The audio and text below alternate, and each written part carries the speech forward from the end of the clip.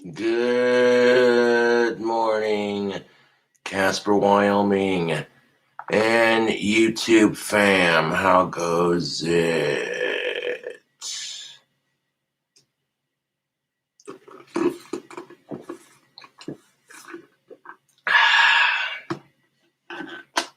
Good morning.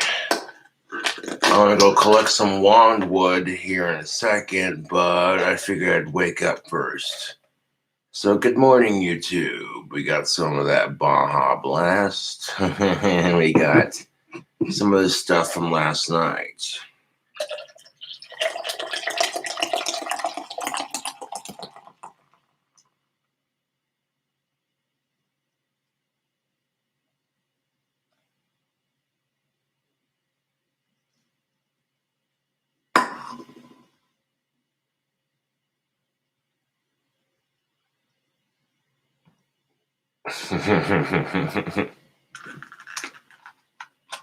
Mixing Baja Blast with beer is probably not the healthiest, but who cares?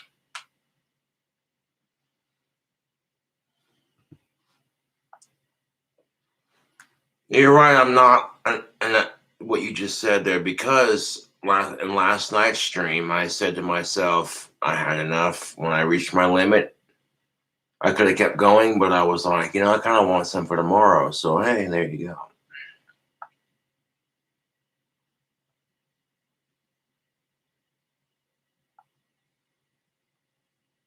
Yeah, pretty much. Now, if I was like that, I would have drank all of my beer last night, but I did not. Get some wands started this weekend so I can pump some money back into my bank account, baby. Yes.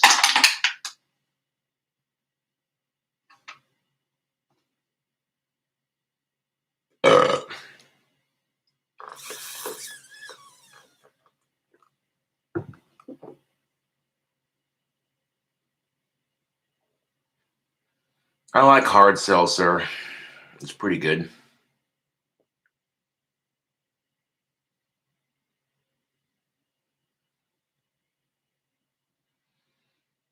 Yeah, my hair is looking a little bit thicker these days. Been using Aussie shampoo and conditioner. It adds volume to your hair.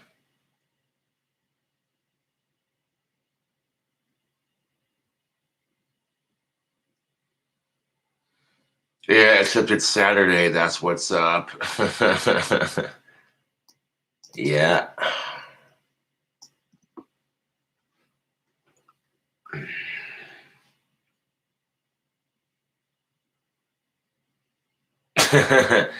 Rub some of that beard oil on your head.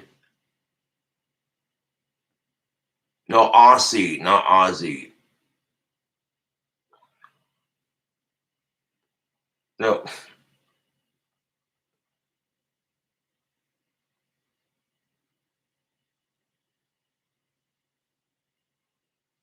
no, it doesn't, dude. That's just fucking dumb. It's Aussie shampoo and conditioner. Aussie, like Australian, not what they're saying.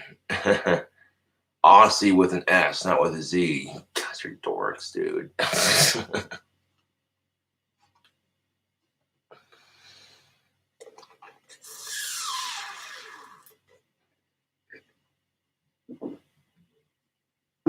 Oh, great. See what some asshole started in the comment section. Ozzy Osbourne does not have his own shampoo, though if he did, I'd probably buy it. Just saying, that dude's got a good set of hair for 72. He doesn't. Some idiot made a stupid pun in the comment section. Now everyone's doing it. Like, Jesus Christ.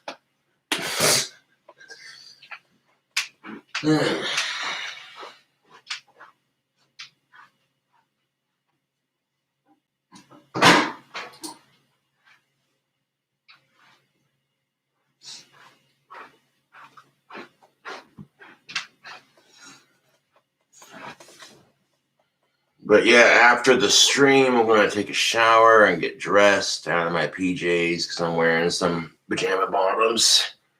And I'm gonna go collect some wand wood because I need to make more wands.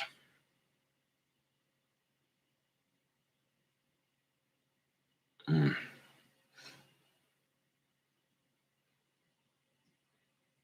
Well, I did order some Taco Bell last night, so if I get hungry, I'll eat the crunch wrap that I had.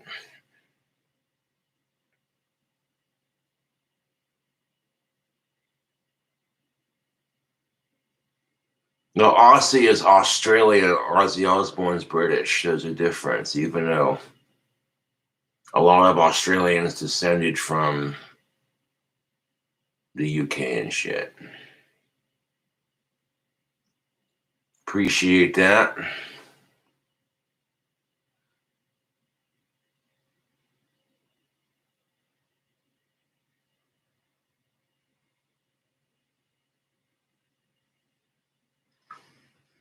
Cobes, do you think 9/11 was an inside job? No, he's not from Australia, you twat. He's from London, England, or Birmingham to be specific. Yeah, Ozzy Osbourne is from Birmingham.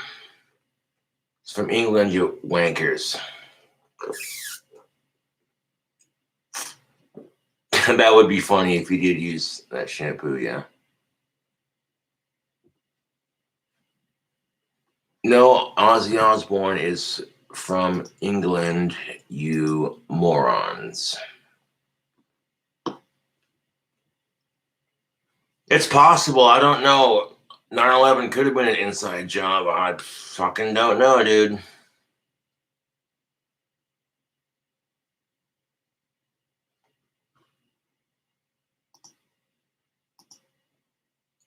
Okay, that right there just got you banned from my channel. Fuck you talking shit on Ozzy.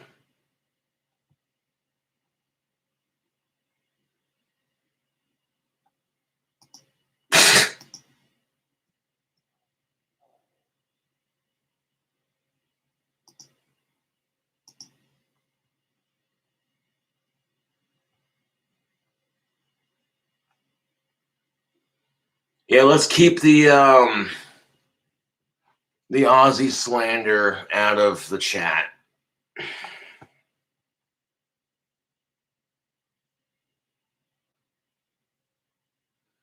Oh, who's better, Ozzy Osbourne or Danny Filth? Well, that'd be like for me picking between pizza and bacon cheeseburgers. I like them both as singers and musicians, so.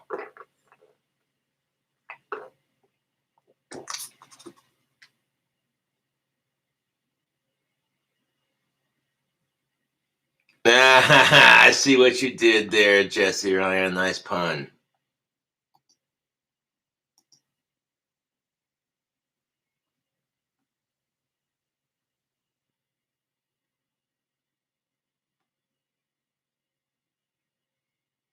Just some Budweiser and some Mountain Dew Baja Blast.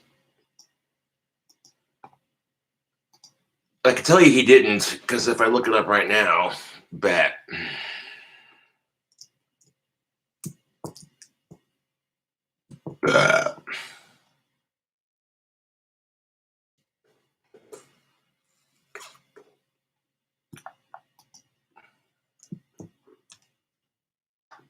Piece of shit. There it goes.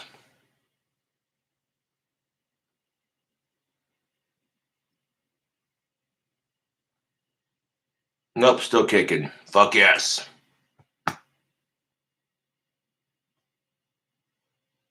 Don't tell me what the fuck to do, you ass wipe.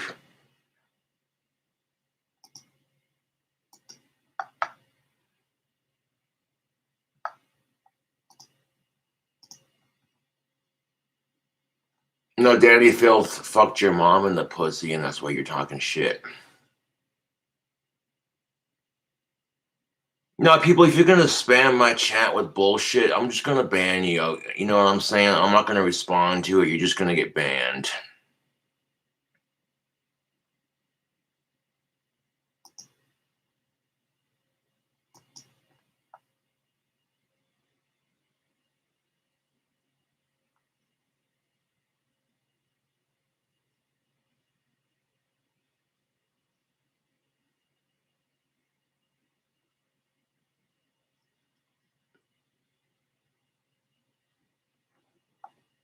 So shout out to Yes Randino.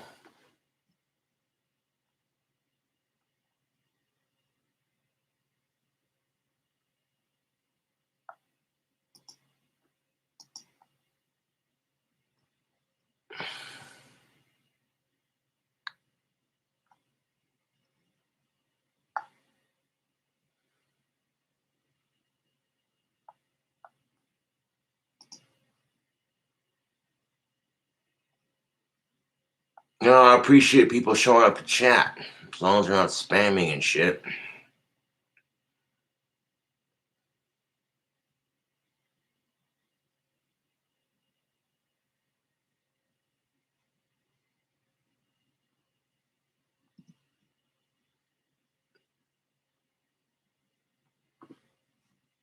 Well, Ozzy had no other choice. Like,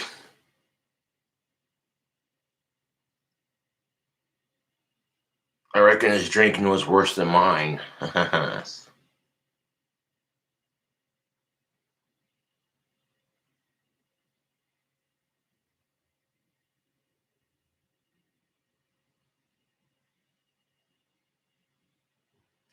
you ever going to bring back donate to talk shit? No, because I can make money without people talking shit on me. Like, you know what I'm saying? And that just shows you that I rule my fucking trolls' lives. Really, they pay to talk shit on fucking Streamlabs and shit.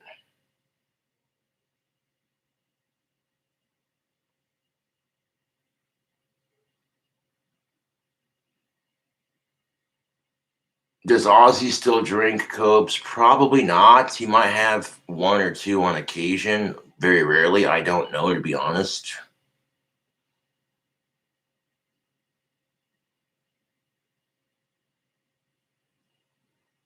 Yeah, I don't need donate to talk shit when I got PayPal. It's just the goddamn truth.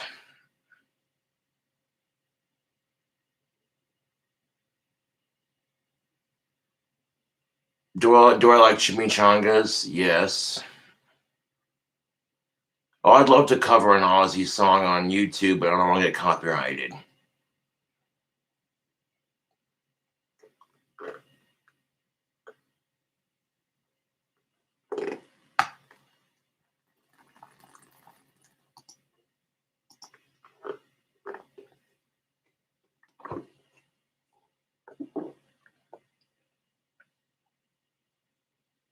Shout out to C. Sarah Go. Happy 31st birthday.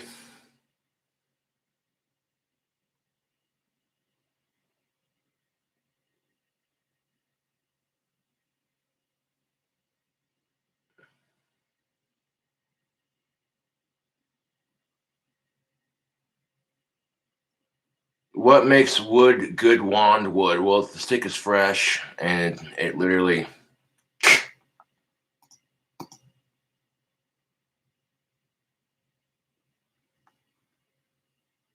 Sure. Yes, I like that.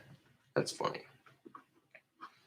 No, this is Budweiser and a splash of Baja Blast.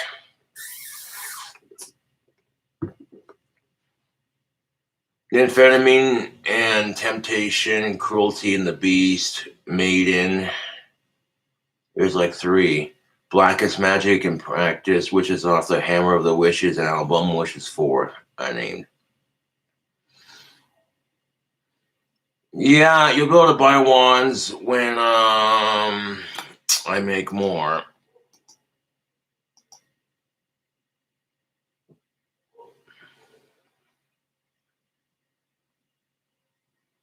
And you'll be able to buy them off of my Etsy over at CobraCraftHandmadeWands.com.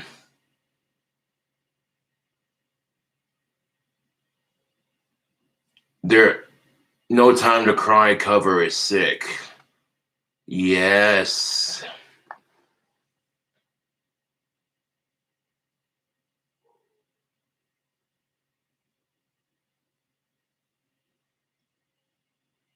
Can I ship to Europe? Yes. I believe so, unless otherwise posted. For the most part, yeah, I can do worldwide shipping. It's going to cost me more money. That's why I charge a lot for the wands as far as like normally it costs me like maybe 6, 7, $8 to ship a wand here in the States. But worldwide shipping can cost up to like $20. So that's why, you know what I'm saying, the starting price for a wand is $24.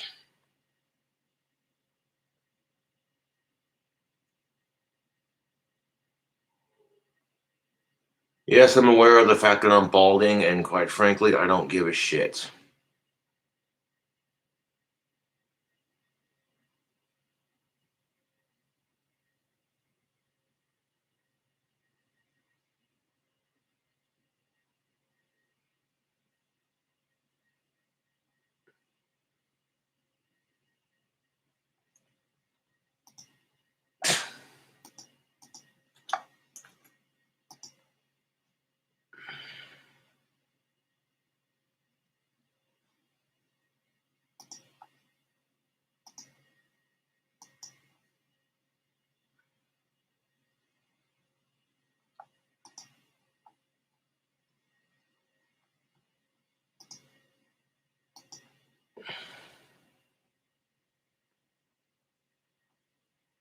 It's just hair, dude.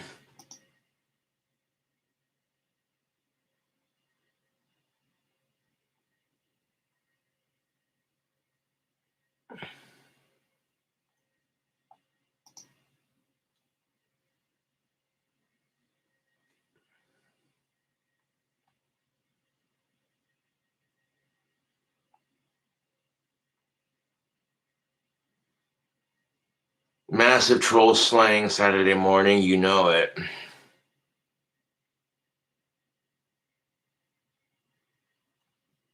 Granted, yes, I do wish I still had the hair that I had in fucking high school, but it is what it is. Between the tobacco and the shitty diet and the stress and the depression.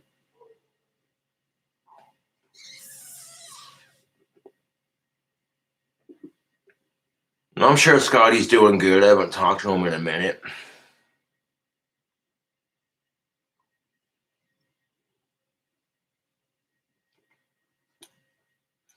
Yeah, except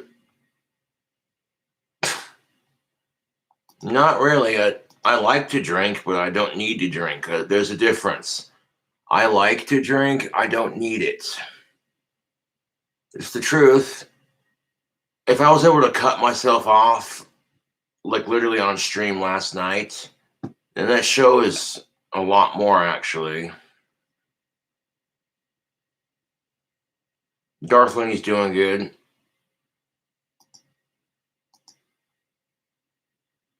Warlord Campbell, he's in jail at the moment. I don't know when he's getting out.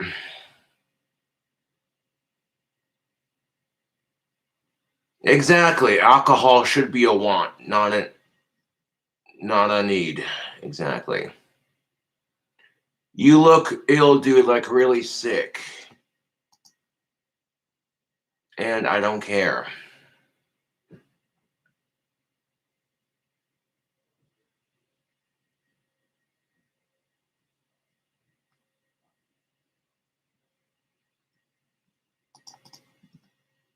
Not even the real Danny Filth. Get hidden.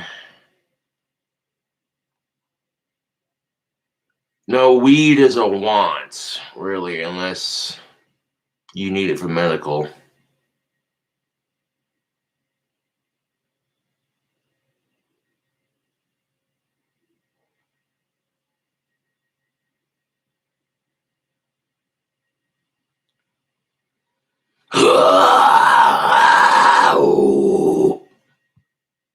There's your black metal. Scream metal, yeah.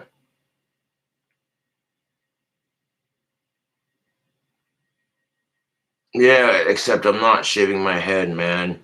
I like my hair long.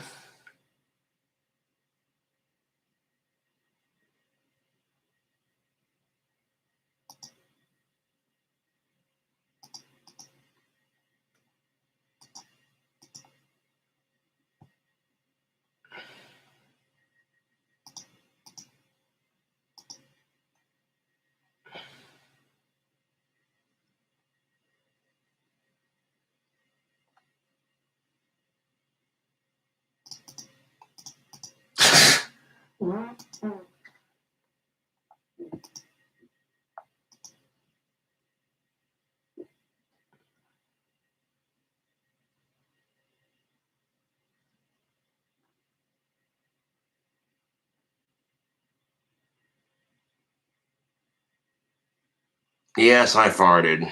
Would I shave my hair for charity? Yeah. If it was for a legit cause and I wasn't getting fucked over, yeah, I'd do it.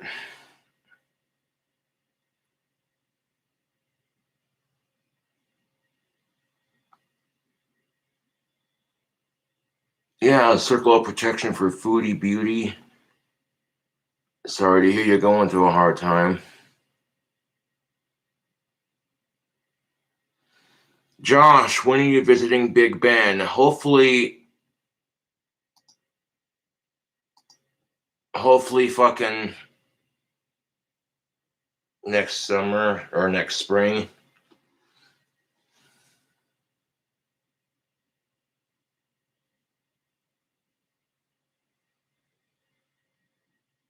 No, even if you gave me $1,000 to shave my head on PayPal, I wouldn't do it because one, you don't have that kind of money, and two, you ain't gonna donate that.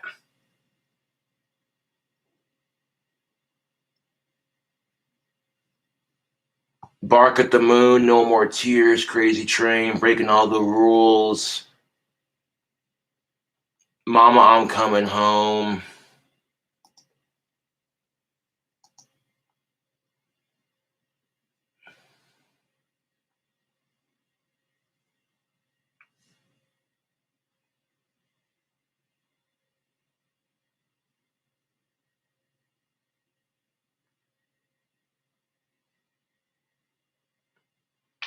Am I moving to England? No.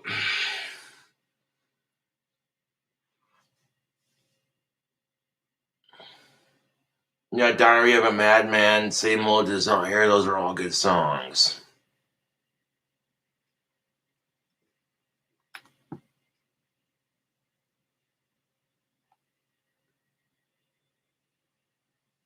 Aw.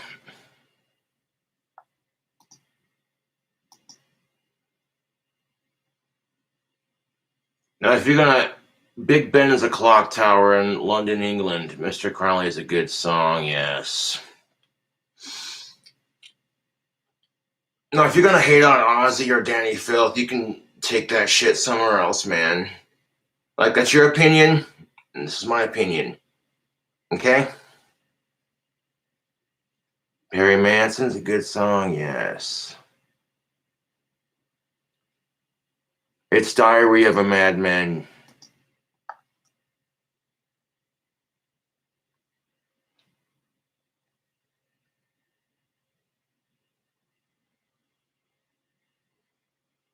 Birmingham is in England, you schmuck.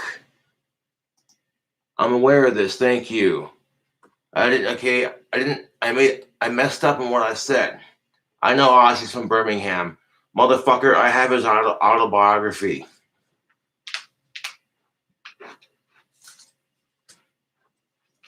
Legit. See that, YouTube?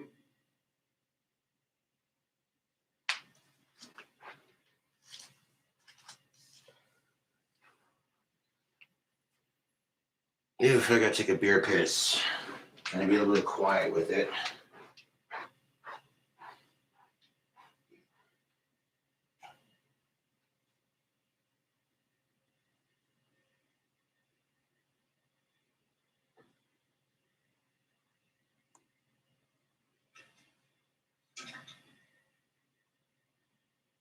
God damn.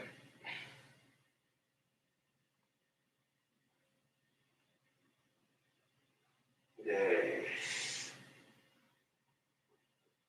Just the trolls are hungry.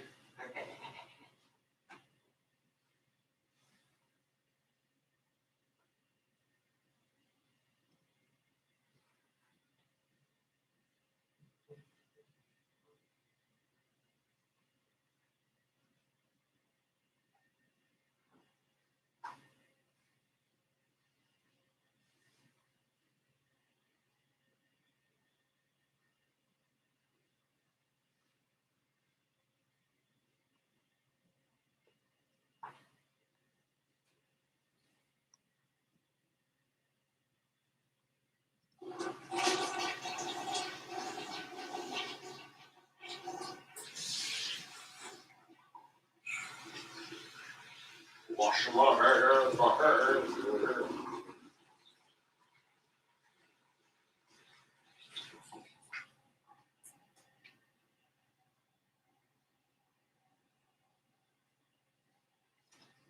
But yeah, people are asking like when you going to see London and possibly this coming spring. That's gonna be pretty freaking sweet.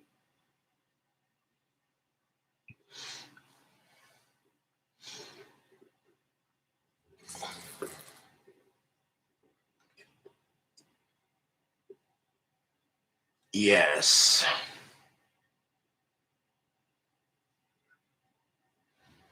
No, when I ordered Taco Bell last night, they legitimately gave me an extra Baja Blast. I was like, that was so nice of them.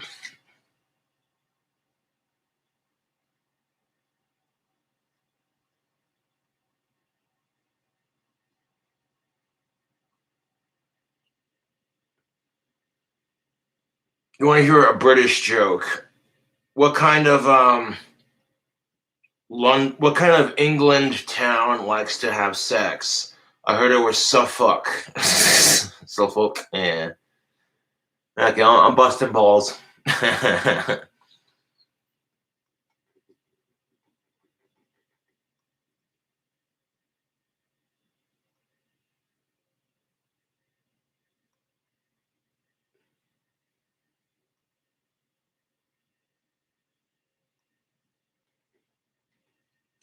So,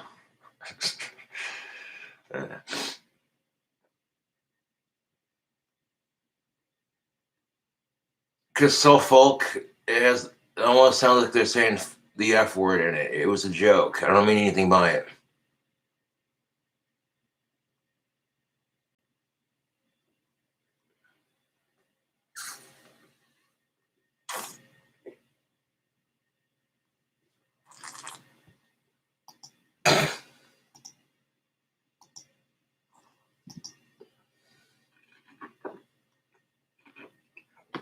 Do I think Avril Lavigne, yeah, Avril Lavigne is fucking hot. You already know. Avril Lavigne's a hot of age singer. Yeah, buddy. Oh yeah, Avril Lavigne is fucking smoking hot, dude. Goddamn.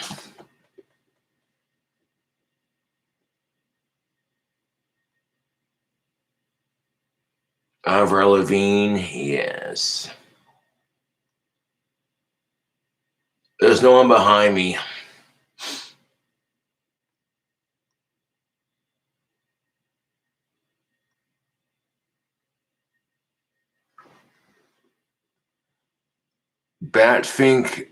Thinkable. Shout out to you.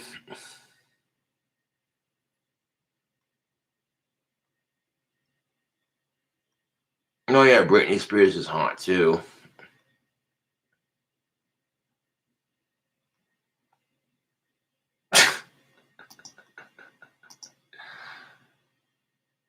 Oh yeah, definitely shout out to Zach Wade. He's an awesome guitar player. Shout out to Not James.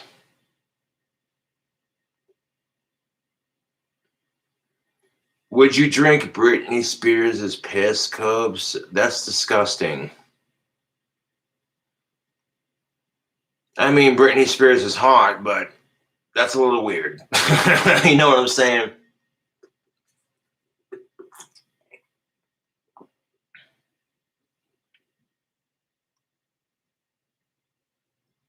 Emma Watson or Emma Stone, they're both pretty hot. Damn, spooky girl.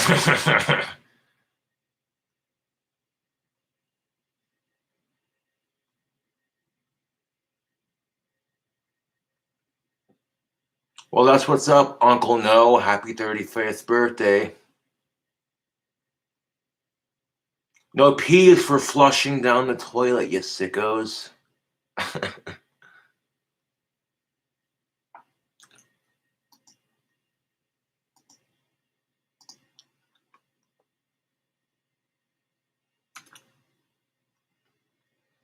Sydney Watson or Emma Watson, they're both pretty cute.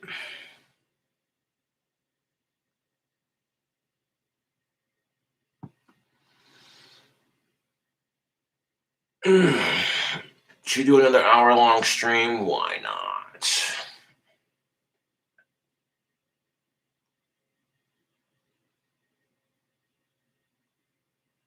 Oh yeah, I got a pretty hard, good sleep. So yeah, I woke up and in a relatively good mood. So there you go. Oh yeah, Scarlett Johansson's pretty hot. Double D cup or B cup?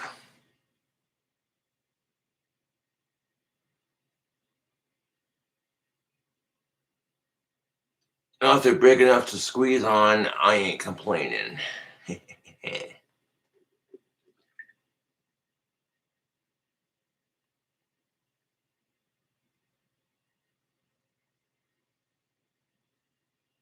That's your opinion, to be honest.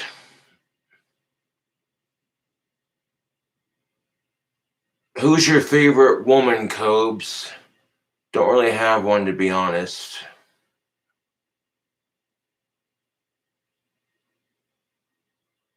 How can me this so bad? MSP. Yeah, Cobra does voices. Oh shit.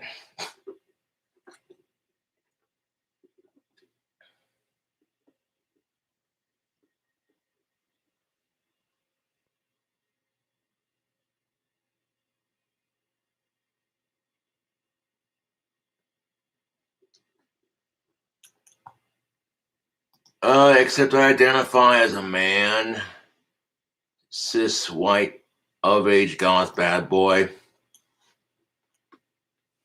If you're gonna talk shit in the comments, dude, I'll just delete your comments because I'm not gonna put up with it, dude.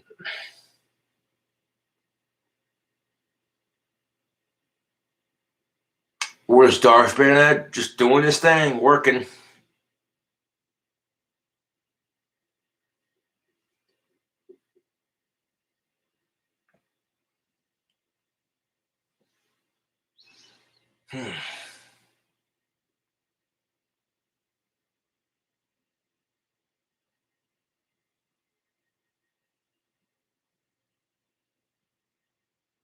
Scotty, I'm sure he's doing good.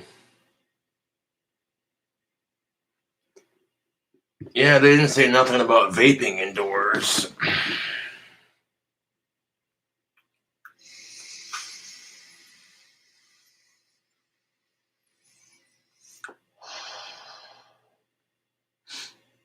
Do I go to any bars? Occasionally, yes. I mainly drink at friend's house or at my place. Just because I guess it's more convenient.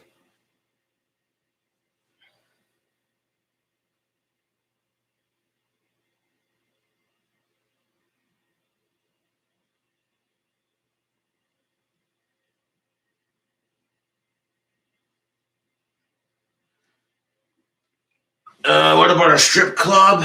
Never been. No, I don't really have any interest in going to a strip club when I could see naked of age chicks for free. It kind of just, you know what I'm saying? Yeah.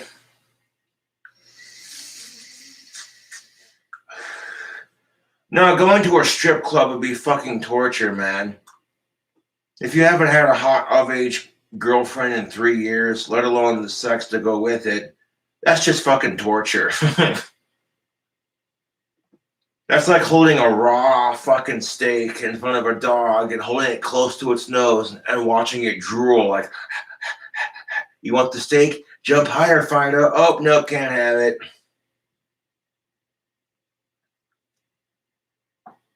Like, no offense. If you go to strip clubs, man, that's your shtick. But I think strip clubs are sleazy. That's just my opinion. No offense to anyone who works there / goes there. That's totally your shindig.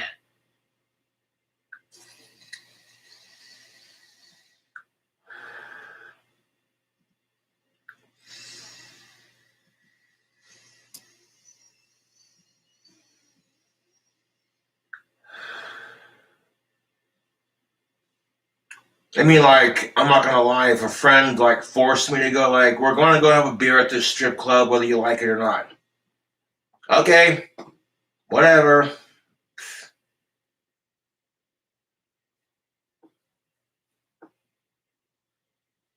At that point, I'd just be like, who cares? Okay, sure.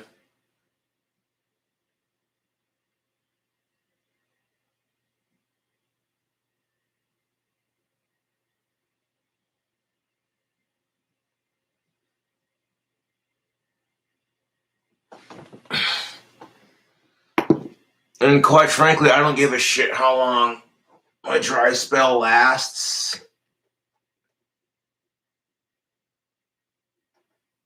I will continue to wait patiently.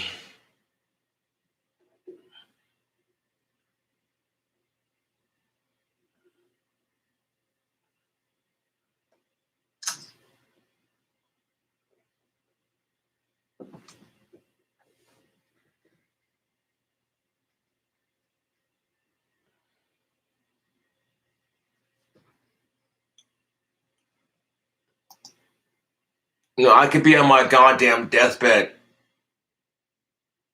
and if I hadn't gotten laid at that point, I'll die with no regrets, knowing that I didn't do anything of a rapé nature.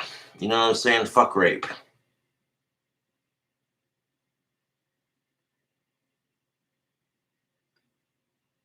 Cobes, what's better, cream soda or Big Red? I like cream soda myself. A&W makes a really good cream soda.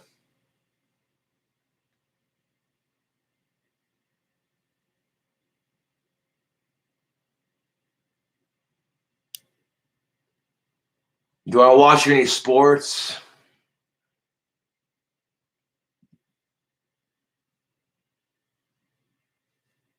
Not really. Unless I'm at a friend's house or a family's house or fucking at a bar and they're, you know what I'm saying, and they're playing sports on the television, on the telly. Mm.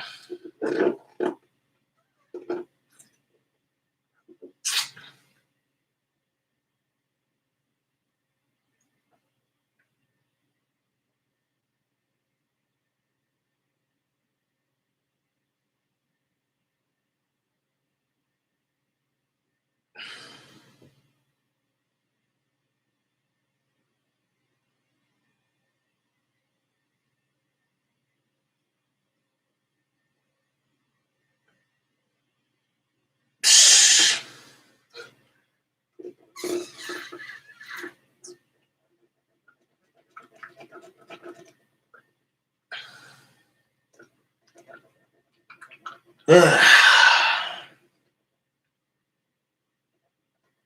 gonna go outside and have a morning smoke on my pipe here in a second.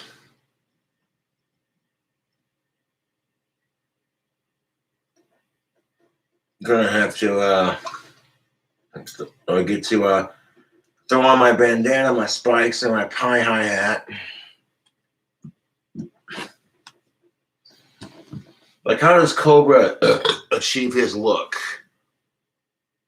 Let's step one and take our bandana, fold it into a triangle just like that. Step two, we tie it around the neck.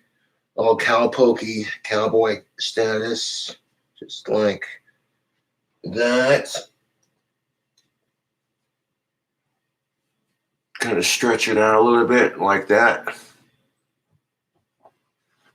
Gonna grab my spikes and around the bandana it goes.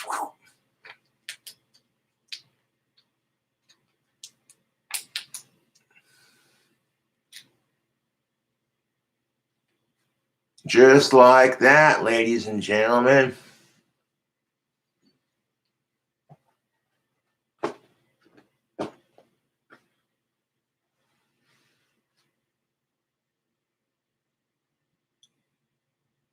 And that's how Cobra achieves his goth cowboy sort of look.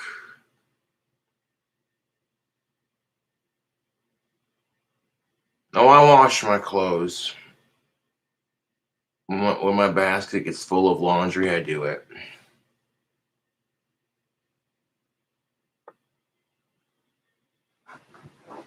Oh, yes. I'm very much ready for the day. I have a couple beers, hang out on stream. Then I'm going to take a shower after the stream and go collect some wandwood.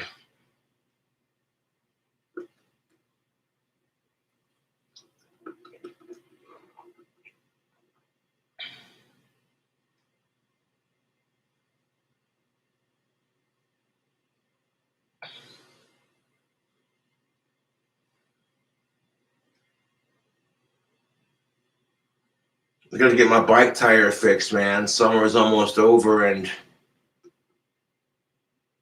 I haven't ridden my bike in so freaking long. I might have to do. I might do that shit when I get my wand money.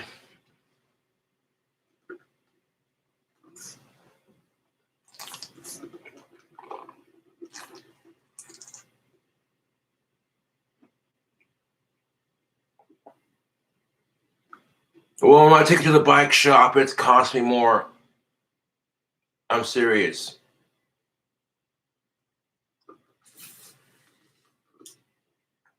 Because my bike tires are bigger than your average bike tire.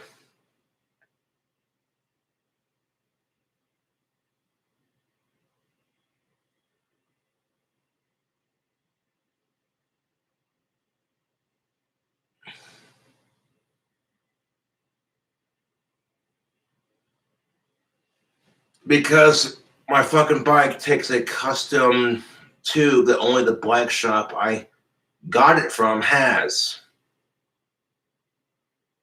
Otherwise, I would fix it myself.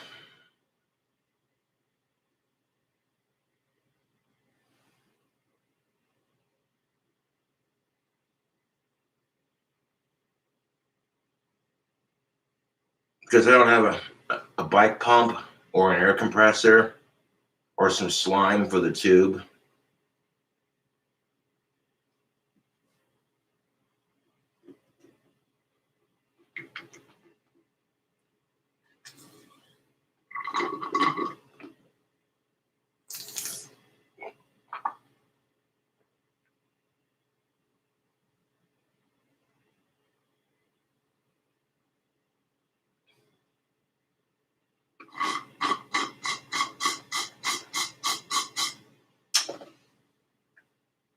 And why not do both? No, it's the truth. I can buy booze and fix my bike tire. I could do both. Gotta make that money. Uh, uh, I'll be right back, tubes.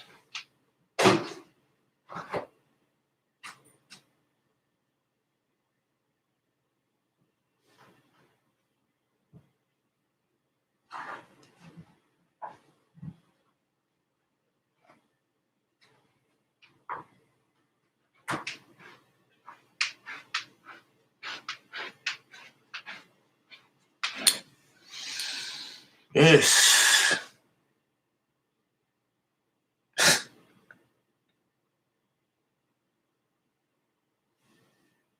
And you could, I guess, if you want coffee flavored beer.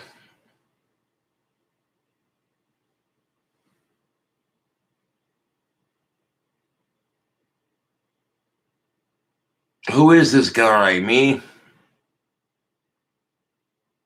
I'm nobody. Just another face in the crowd, man.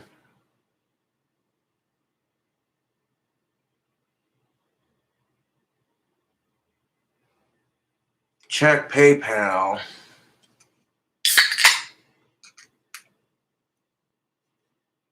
I guess I could do that.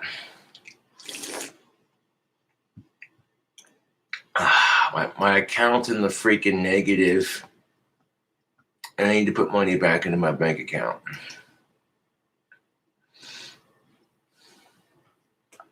So I might just take, if I do have any money in my PayPal right now, it's going to go straight into my bank account because I need to put money back in there.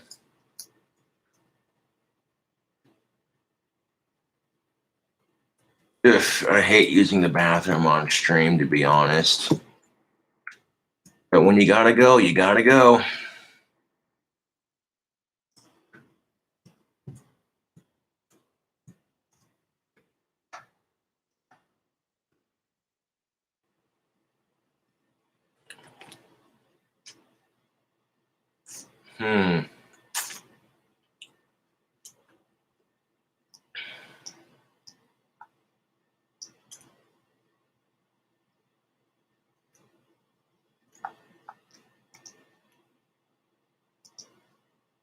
Nope.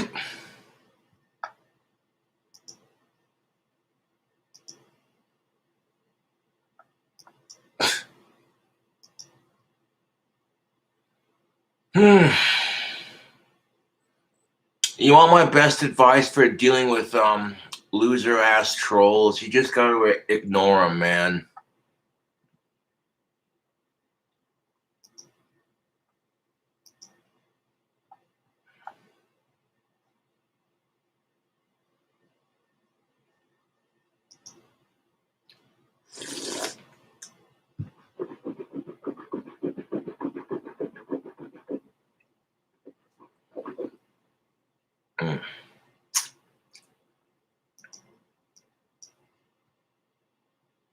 Hey, bud, are you paying fees every time the account goes in the negative?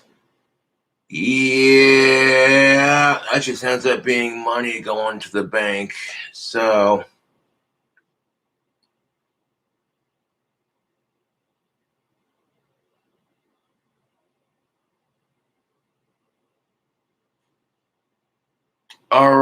Soulless, shout out to you. Yes, overdraft fees are a bitch.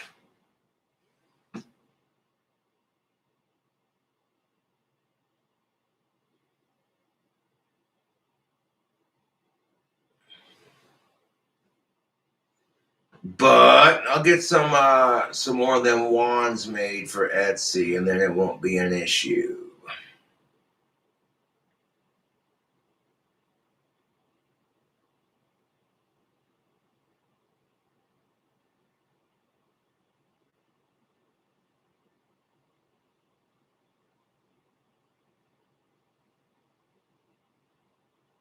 Mm.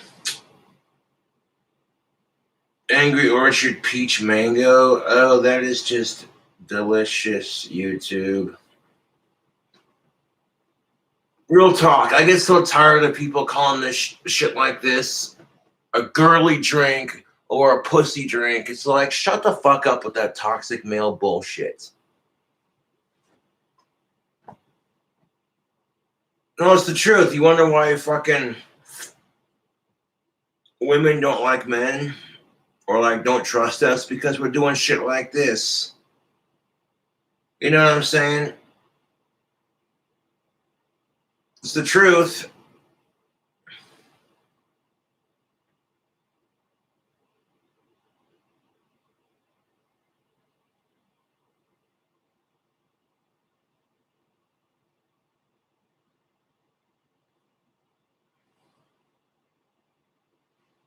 Like women and men can drink flavored drinks without it being an issue as long as you're old enough to drink said beverage. Which, speaking of which, YouTube, this is alcohol and it's for 21 and up.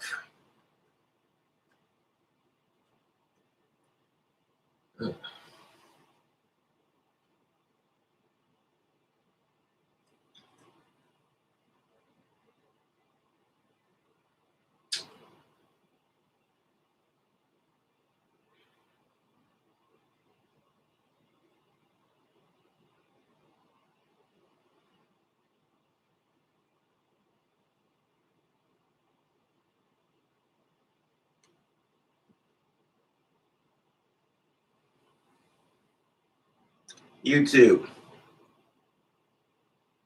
real talk, man. Wait until you're old enough to drink. It's worth the wait, man. Getting caught with a minor in possession is a bitch and a half, so wait till you're old enough to drink and smoke. It's the truth. Trust me. I got caught with a tobacco minor in possession when I was a kid, and I got a ticket that I had to pay off. And then they made me sit through this anti-tobacco fucking health course. It was so fucking dumb. Well, I knew several adults who smoked around me as a kid. And then these same people are telling me not to smoke. It's like, that is hypocritical as shit.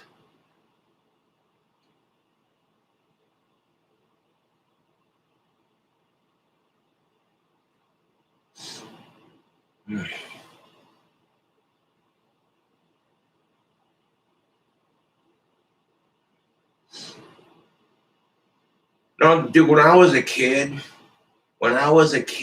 I hated the smell of cigarettes.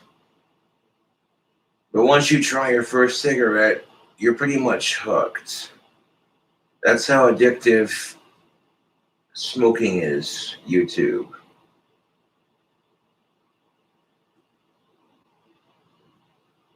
And that's the crazy thing about cigarettes and tobacco is it just takes one, dude. You'll cough your ass off the first time you try one, and then you start to get used to it. You stop coughing after every drag you take. And when you force your body to get used to it, then it becomes a craving. I would encourage my fans not to smoke, to be honest, just because it really is a filthy fucking habit. And when you wake up in the morning crabby because you don't got any tobacco, that shit sucks balls, dude. Been there, done that, burnt the t-shirt, built the bridge and got over it because that's how it is when you're a smoker.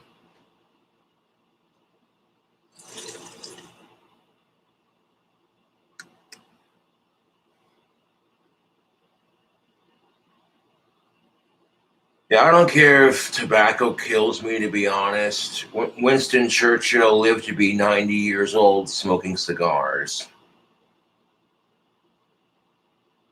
There's a badass World War II veteran by the name of Richard Overton. I forget how you pronounce his last name, but this dude was a bad motherfucker who lived to be 113, 112, smoking cigars. Just saying.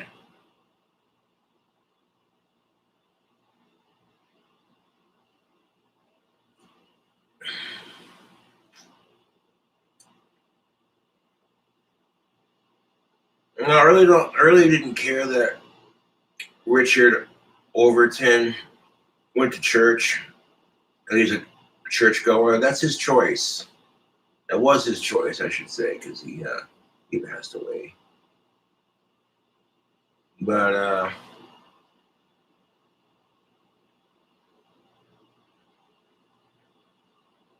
yeah, Richard Overton was a badass mother trucker, dude.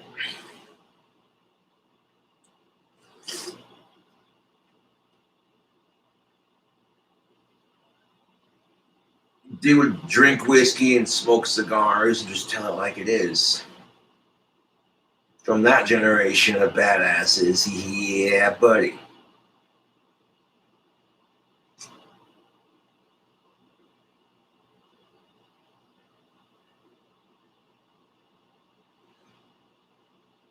Well, I'm more accepting of Christians and Catholics than they are of me, to be honest.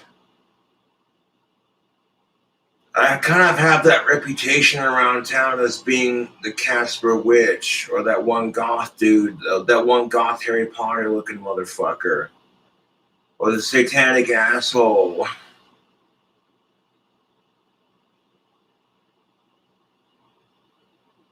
It's always a bit funny, isn't it, when the Satanist is more accepting of other people's beliefs as far as religion goes than the assholes who persecute him for it.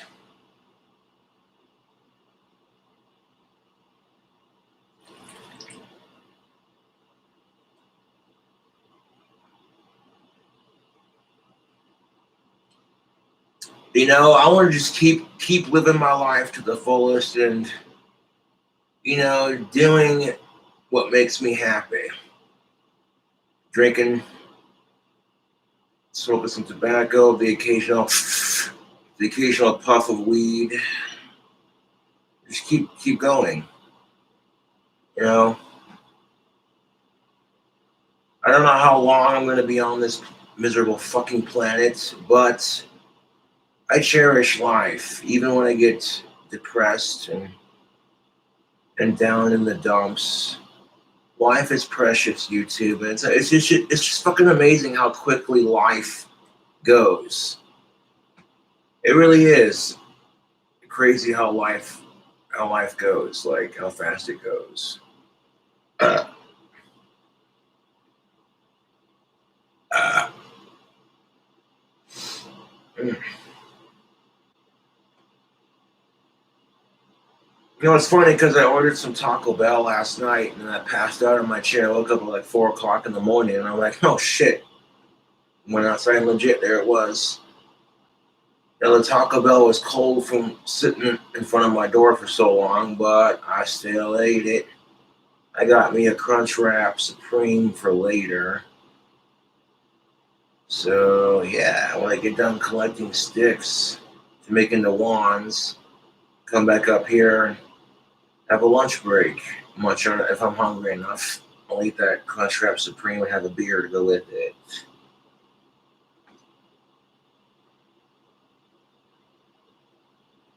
Angry Orchard.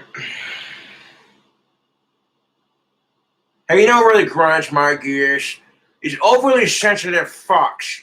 I mean, seriously, we can't call it Mr. Potato Head anymore, because you might offend the fucking non-binary folks. Who the fuck cares? I mean, seriously, what the fuck is next? Fucking, we can't call it thick water because you might offend the fatties. I mean, come on.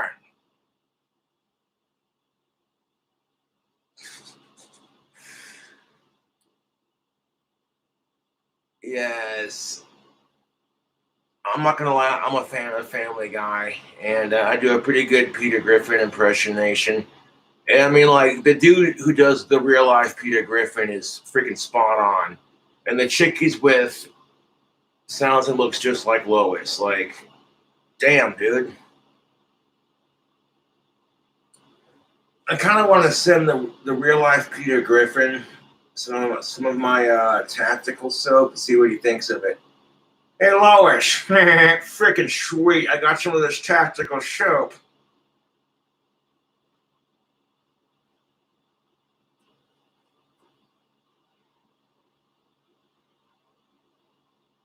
Tactical soap is worth every penny, dude. You gain confidence with women when you wear it. That's just the truth. I struggle with Asperger's, ADHD, Tourette syndrome, depression, OCD, and social awkwardness. But when I wear tactical soap, it's just, what I'm saying? When you get adult women going, that goth dude smells good. It's just, it makes me feel good. Wearing a soap that's designed to make of age women horny. Cobra, you naughty bastard.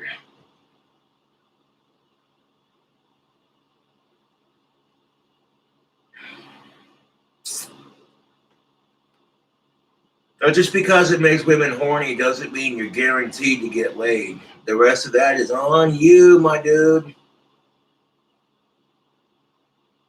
Because they cannot legally make a soap that just makes women, you know what I'm saying?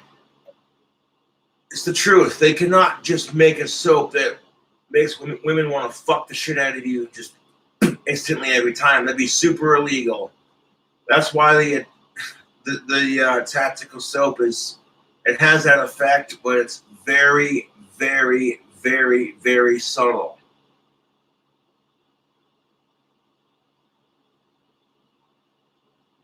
That'd be kind of unfair for the rest of the guys trying to get some. Okay.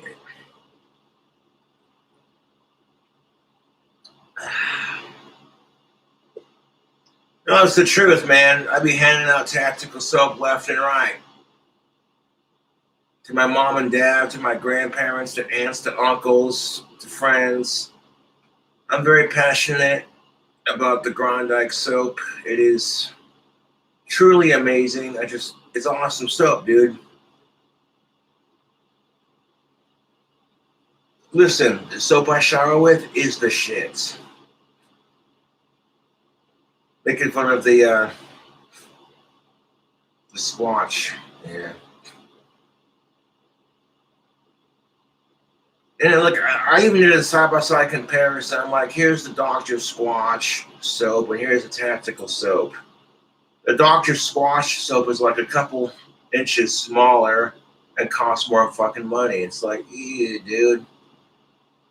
Not only is tactical soap cheaper than the Dr. Squatch soap, but it smells better in my opinion. Nautical sage.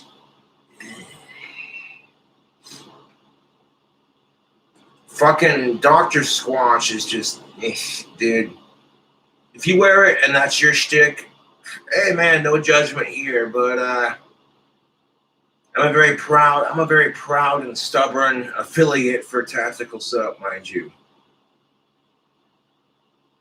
Which, if the creators of the Dr. Squatch soap were actually friends with Scott Carr, then it is what it is. But I don't know.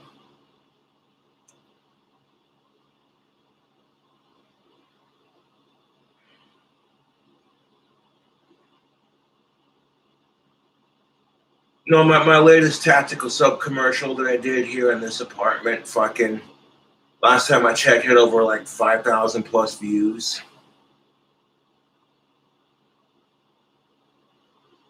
The sound quality might have been a bit off because my phone's all fucked up, but the placement of the product as I was showering was perfect. You can see it on camera, like legit. Here's the soap. Here's me showering.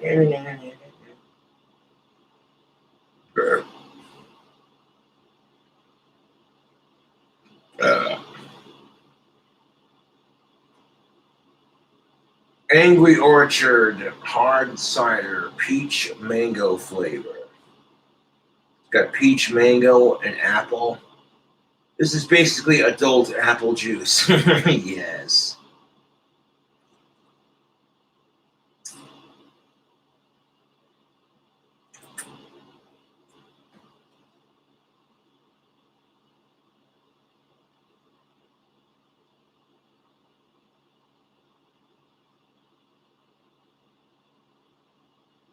You haven't seen the Dr. Squash commercial? Some of them are kind of obnoxious, I'm not gonna lie. I bet you used the soap your mommy gave you, and it's like, ugh, dude. Nah, I gave my mom and dad a bar of the soap I rock with, or, not my actual scent, because Bond number one's kind of my scent. But all the other soap scents, yeah. No, when I was in the car with my dad yesterday, going to the post office to check the P.O Box, he's like, I don't want to take all your soap, man. And I'm like, dude, I got plenty of Bond number one. So trust me, you're not taking all of the goddamn soap.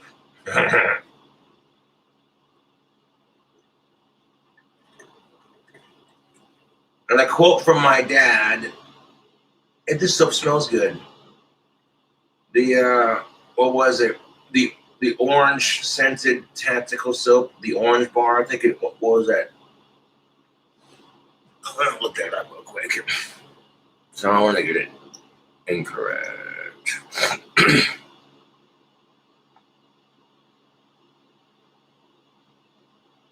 Okay, let's see here.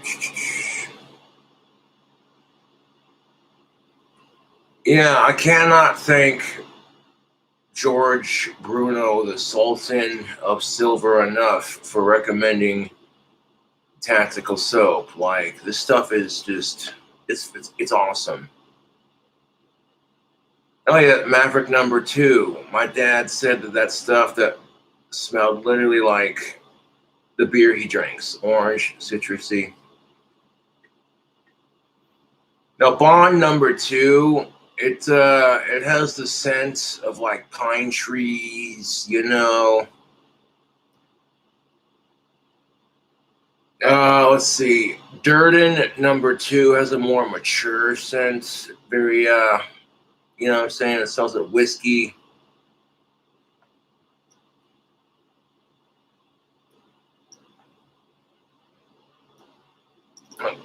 Oh,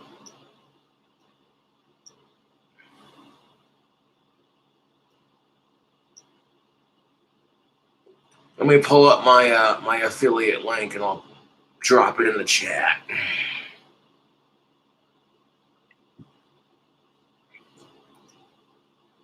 Dude, when every adult woman you walk by says, "Oh, Josh smells good," and every time I wear the soap, I get that effect every freaking time with adult women, and it's like I never get tired of it, dude.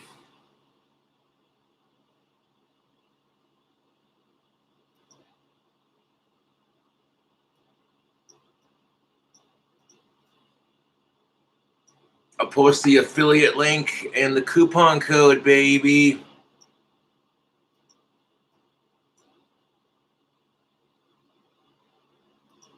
Because they're taken. You cannot ask a woman who's taken out. You know what I'm saying? It's the truth. You can't just ask a woman out if she's taken. So if anything, it's gonna help her man get laid.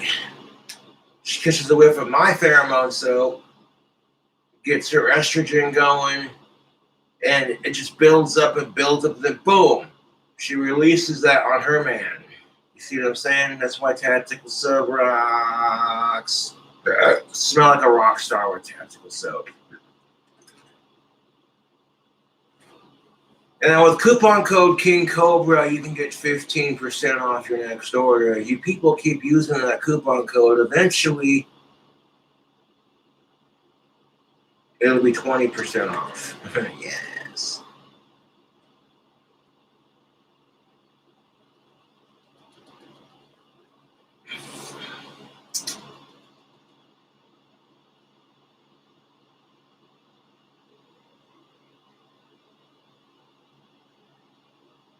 No, I made a commercial for tactical soap, showering with it. And then fucking Dr. Squatch made one where he's like, oops, I dropped the soap. Oh, you're bad. And it's like, no. Making jokes about male rape, that'll sell soap. Not.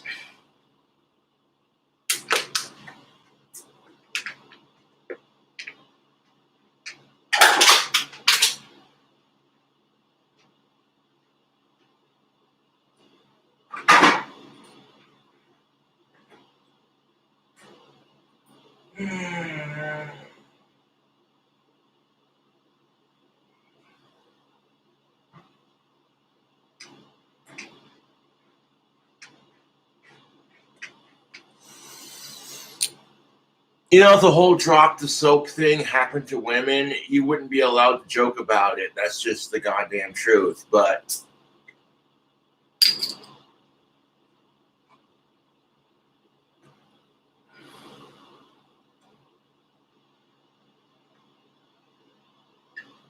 that's the goddamn truth, dude. If the whole drop the soap thing, the whole drop the soap thing, if that kind of crap happened to women in prison, you wouldn't be allowed to joke about it. People would call you an insensitive prick.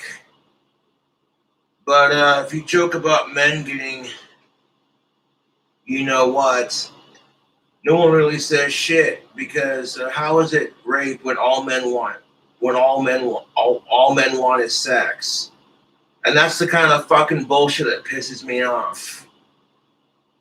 That stereotype that us men have to deal with, which to be fair, women have to deal with their stereotypes too. Yes.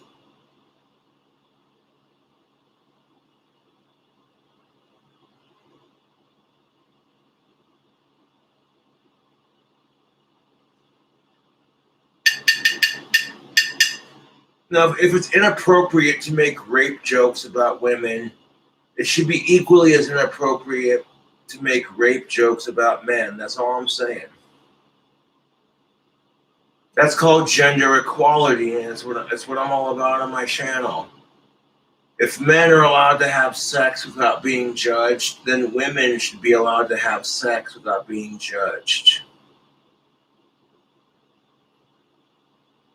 If women are allowed to have standards without being judged, then men should be allowed to have standards without being judged. That is true gender equality. And while we're on it, racial equality for that matter, I'll drink to that.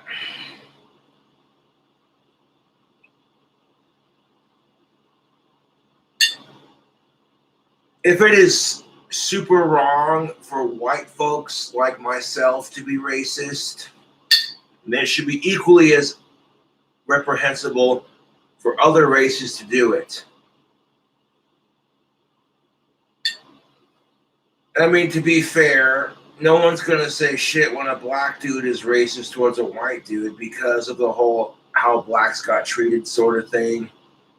But, and I get it, but at the same time, it's like, can we just stop the racism on all sides? You know what I'm saying, YouTube? Can't we just smoke a doobie and get along? Scooby-Dooby-Doo, where are you? We got some work to do now. See you, Scooby-Doo, where are you? Huh? Scooby-Dooby-Doo, like sewing Scoob. Hello, Raggy. Like, hello, Scoob, how you doing? I'm doing pretty good, Raggy. You want to smoke a ruby? Yeah, Scoob, I'm down to smoke a doobie.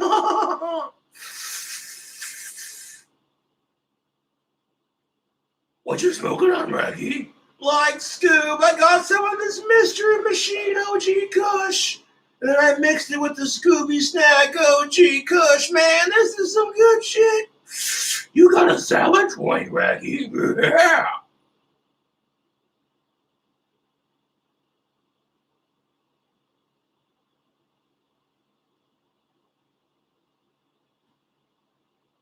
Who remembers Scooby-Doo and the Witch's Ghost? Yeah, the original Hex Girls. Fucking Thorn is so fucking hot. Earth, wind, fire, now. We may look bad, but we don't care.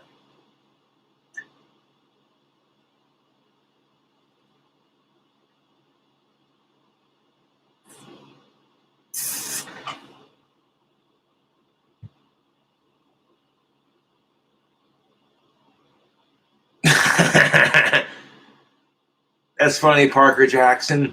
In an ultimate universe, Josh is a successful cartoon voice actor. Yes. Yeah, I'm pretty good at doing cartoon voices. Scooby-Dooby-Doo. Like Zoink, Scoob. You come at the frog here, bird. Okay, man, it's so bad. Freaking sweet cartoon voices. Alright, oh, that's terrible. You, alright. Hey, Peter, you gotta check out this tactical sub. Alright. Hey, Peter, it's Joe Swanson, and, oh, shut the hell up, Joe, nobody cares. Tremendous, I mean, Hey, Patrick, you wanna drink a beer? Sure, SpongeBob, it's Saturday. Look. Oh, no, it's SpongeBob and Patrick. All right, Mr. Squidward. Leave the boyo alone. He's just having a drink. Curses foiled again. God damn it, SpongeBob. Elmo says you can suck his frill red butthole. One bad voice impression. Two bad voice impressions.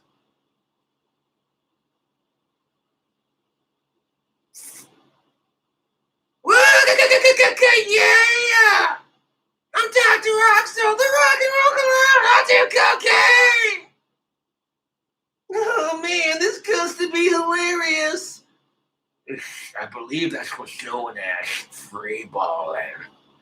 I really don't want your fucking video. How about that? Ooh, I got that, but that's okay. Dr. Rockstar forgives you. It's called the grocery stores, you douchebags. Yeah, Squiz Cars plays guitars is. You man, freaking. Yeah. He is the Tokis and Swiss Cars.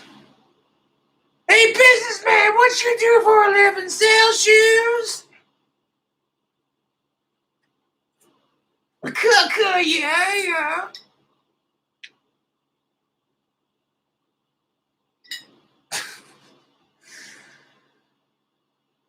You know, Terrence Pop will say, Space Ghost is on. I'm like, Metalocalypse is on.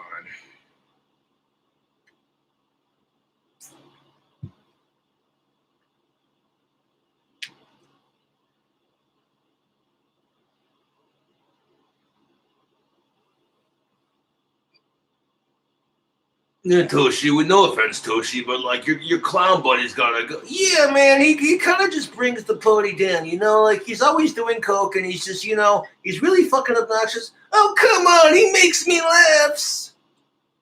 Give him a chance. Meat one from Aquatin Hunger Force. Yeah, I can do that voice. What's good, yo, with my Meat one impersonation?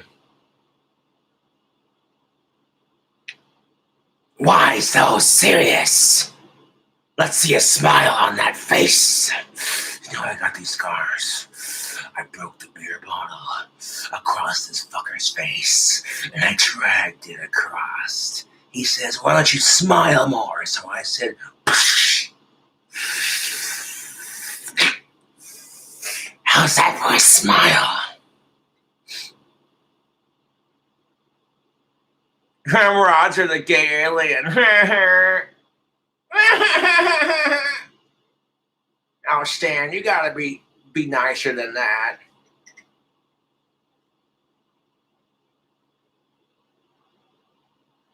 I don't know if I can do. I don't know if I can do Count Chocula, but Simpsons voices. Homie, I wish you wouldn't go to Moe's all the time. Oh, but Marge, I like drinking beer. Hey kids, it's Krusty the Clown. Smithers, release the hounds. Right away, sir. Excellent. Blessed. Most of the beer.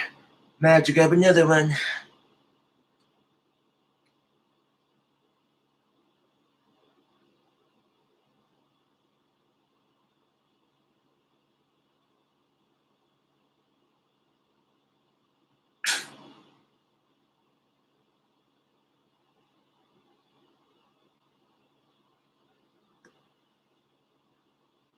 South Park. Oh, let's see. God damn it, Kyle! Screw you guys, I'm going home. No, kitty, it's a bad kitty. No, kitty, it's my papa. Hello there, children. Hey, Chef. Oh my God, they killed Kenny, you bastards!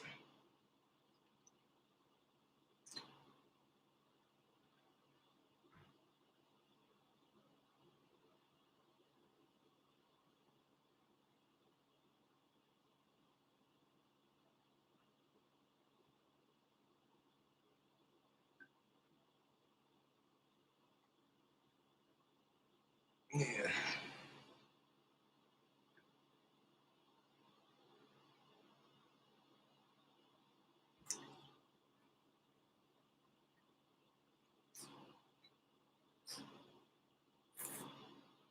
Hey, yo, boo-boo, how's about a picnic basket? I don't know, Yogi the Ranger. Screw the Ranger, boo-boo, I want a fucking picnic basket.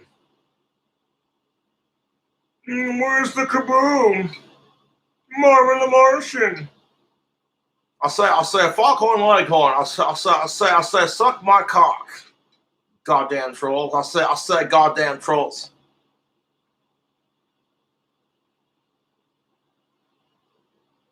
I'm not shaking it, I'm stirring it around.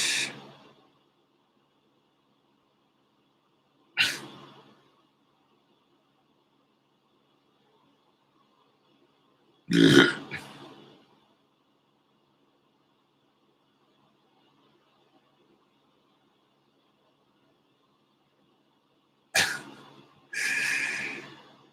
just trying to entertain my fans. If you don't got cable and Saturday morning cartoons, I got your cartoons right here. Freaking sweet. Hey Lois, King Cobra JFS is on the YouTube doing his voice impressions. Oh yes, Peter. No, I can't do Lois's voice, but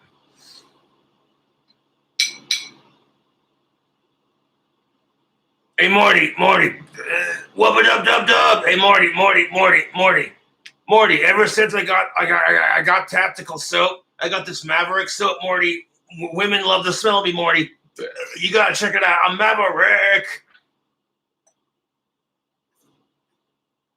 Oh, geez, Rick, I'll have to check some of that out. You know, like, yeah, I could totally wear some of that soap. Hey, Beavis, this beer's warm. Give me another one. Screw you, butthead. Bang. Corn Julio. Speak for my Bung Julio. Bung Julio.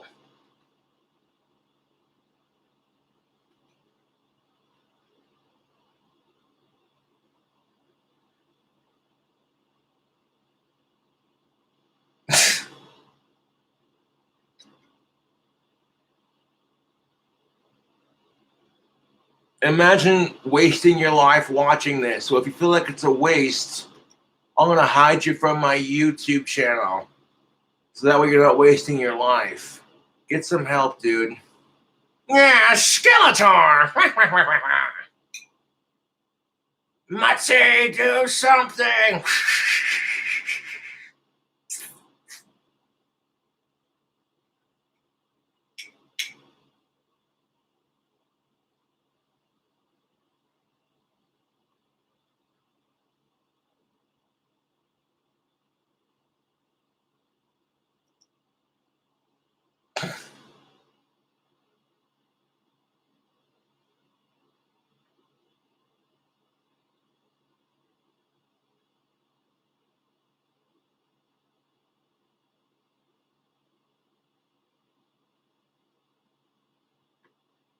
Oh, you want me to do SpongeBob's voice? Oh, hey, Patrick, King Cobra JFS is live on YouTube. Yeah, SpongeBob, he's really good at doing cartoon voices.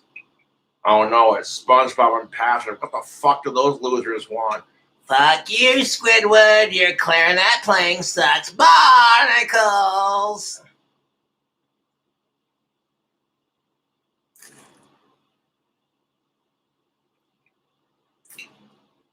Oh, dude, I'm gonna laugh at the bar, dude. I go outside to have a cigarette when I'm at the bar. I see a random hot chick just standing there smoking a cigarette and talking. Bust out one of my cartoon voices. And she'll either look at me like, that's the funniest goddamn shit I've heard all night, or this dude's fucking crazy.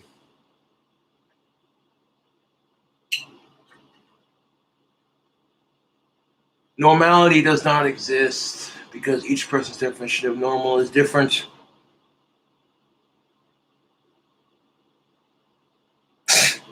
No, it didn't really fuck me up that bad, to be honest.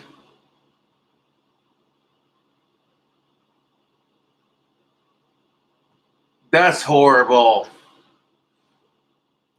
No, Grondike soap works on women. That's why I'm saying if you're a lesbian couple, and it's not an intentional pun or play on words, like it's just coincidental. No, like tactical soap is designed to make women horny, so like you think a lesbian couple could totally rock that shit and smell good for each other. That's all I'm saying. It's not an intentional slur or any of that shit. That's just the coincidence. Can I do Optimus Prime's voice? Let's see.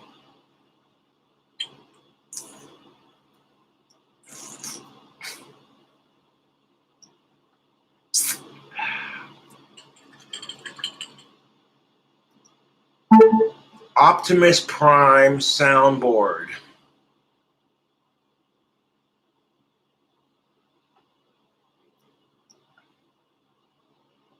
According to soundboard. Shut up.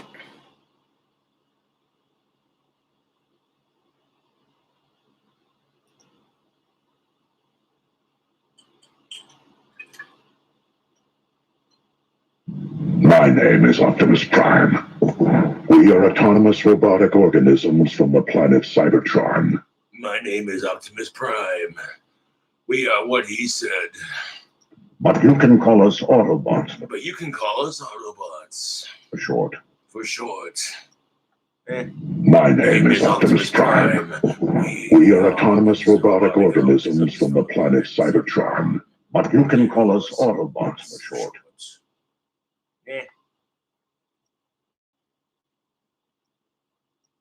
That was a little off, but there you go. You like it? Go ahead, make my balloonium.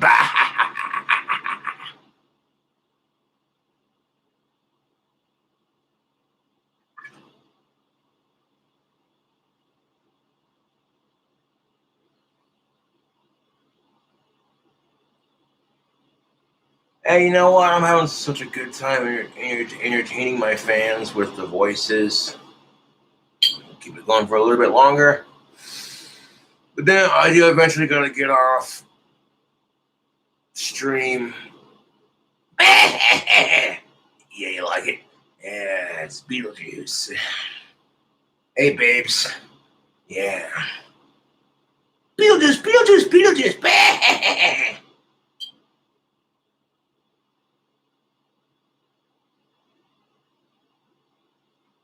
No, I have a pretty funny idea for an episode of Family Guy.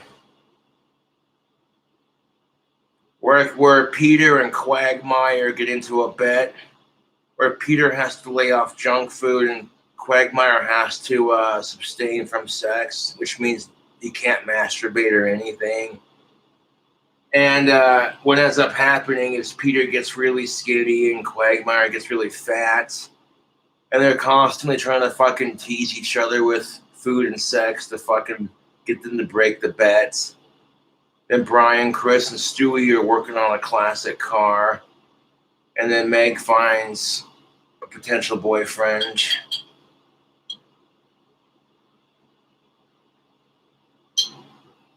Like, the main plot of the episode is just Quagmire and Peter trying to fuck with each other on the whole time. Like, hey, Quagmire, I'm betting on Lois.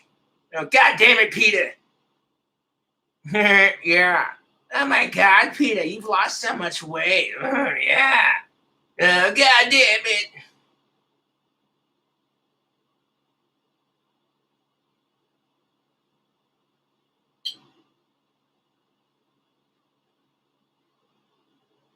No, I actually have an idea for my own cartoon. I'm not going to disclose what that is, but the cartoon I have is original and it would be funnier than shit. Giddy goo, all right. Someone called 75. Yes.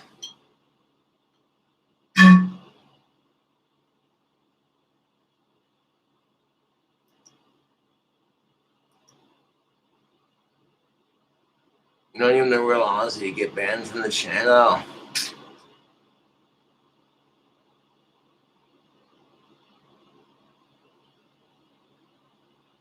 No, even I wouldn't date Meg. Shut up, Meg.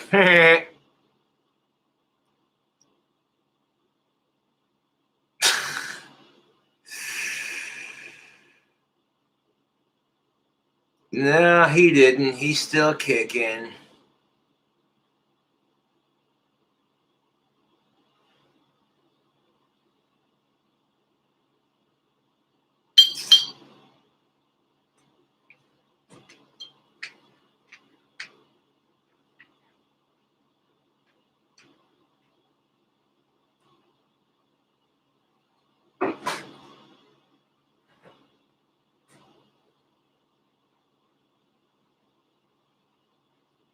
Yeah. I mean, I do eventually got to slow down on this for a bit and fucking end the stream, but I don't want to end the stream because y'all are being entertained by my zany randomness.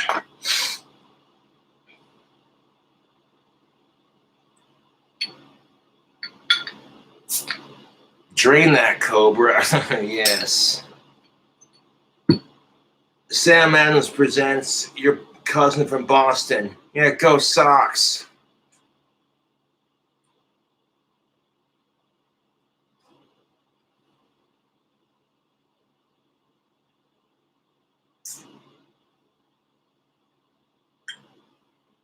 Oh, I gotta end this stream eventually so I can go get some wand wood. I'll take a shower and go get some wand wood, man. My Etsy page ain't gonna restock itself. Here's my wand. Got a green tip with a black blade, but the paint's a little faded. That's alright. And I'd like to tobacco in my pocket that would spill out in my pocket, and where it sits in my jacket like that, I get tobacco stuck to my blade of my wand, but that's alright. And the people are always pretty impressed because they're like, wait, you made that? I have an actual stick? That's pretty cool. That's how magic wands are made. They're made from Mother Earth's branches. Take a branch from a tree, it's thick enough, carve it, you know what I'm saying? But cheers to the weekend, folks. Hopefully you're being entertained with my zany voices. Elmo says the trolls can suck King Cobra's cock.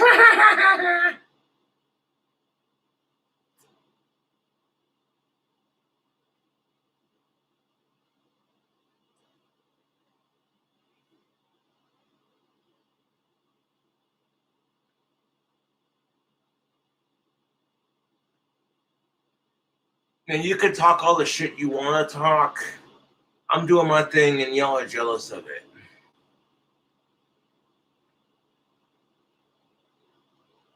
Going pretty good, Triple Bummer. Thank you for asking.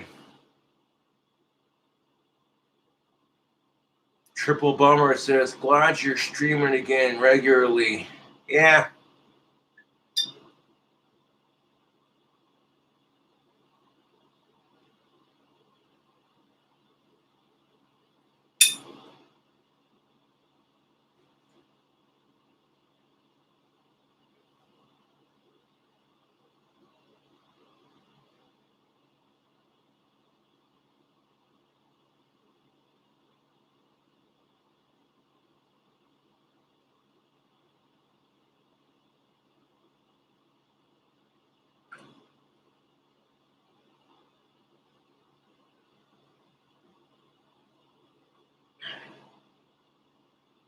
Yeah, smoking tobacco and shitty diet and stress have caused me to go a little thin on top. But if I win the lottery or become a multimillionaire or legit rock star, I'll just get hair plugs.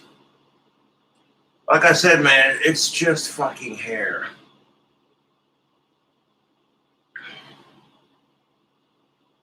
Got my hair in a braid. Yeah, because your boy Cobra knows how to braid hair. One of my more sexy qualities. Chicks dig a man who knows how to braid hair and play guitar, and who can make them laugh and make them feel safe. That's not too far off from the truth.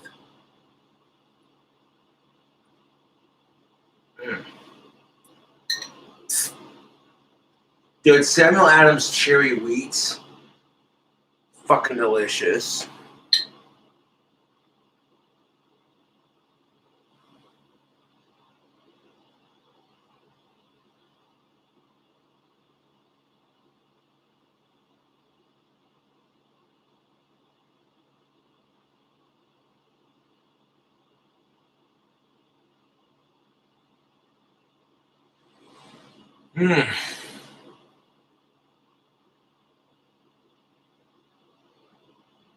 There's the familiar buzz. Yeah. Now, I like to smoke pot for my Asperger's, but sometimes I'll prefer alcohol over weed just because, I don't know, I'm weird like that. Like, no, I like smoking pot and drinking booze. When you get stoned and drunk, it's a good feeling. You feel so relaxed. There's no stress. You're just like, everything's gonna be all right. Now, cannabis is a part of Cobra Cult, black flame to light my green smoke.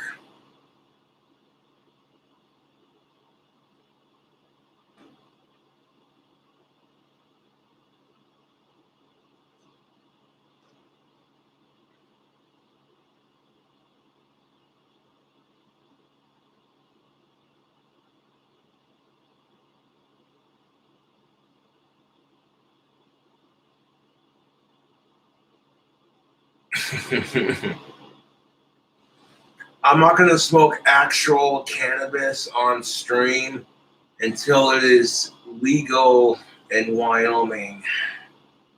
Once Wyoming pulls their heads out of their asses and fucking legalizes cannabis, you want my personal opinion? I think all plant-based drugs should be legal.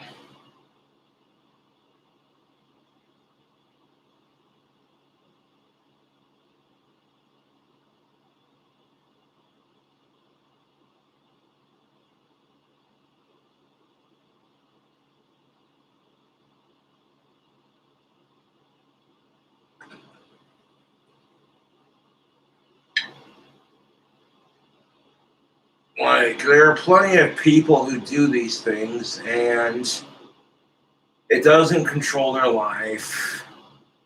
They don't let it ruin their life.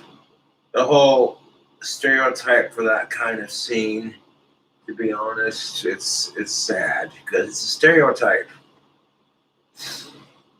There are plenty of people who do drugs, and you wouldn't even know it, to be honest. You'd be sitting there going, wait, what?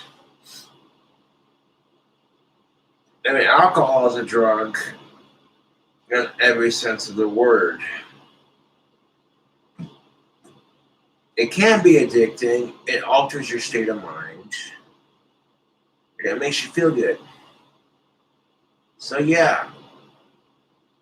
No, it's just a tad bit fucking hypocritical for our society to say, well, we're going to keep things like cannabis illegal, but these prescription drugs, yeah, those are totally legal.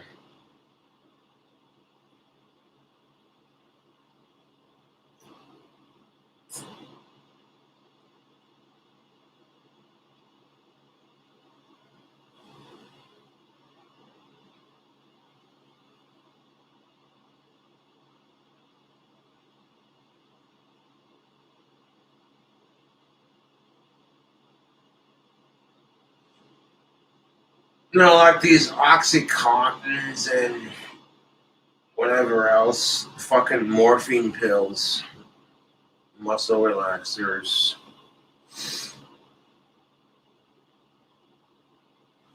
I've tried morphine pills and I've tried muscle relaxers. I've known some people who could get it and they were legit. And yeah, I mean, I'm not proud of it, but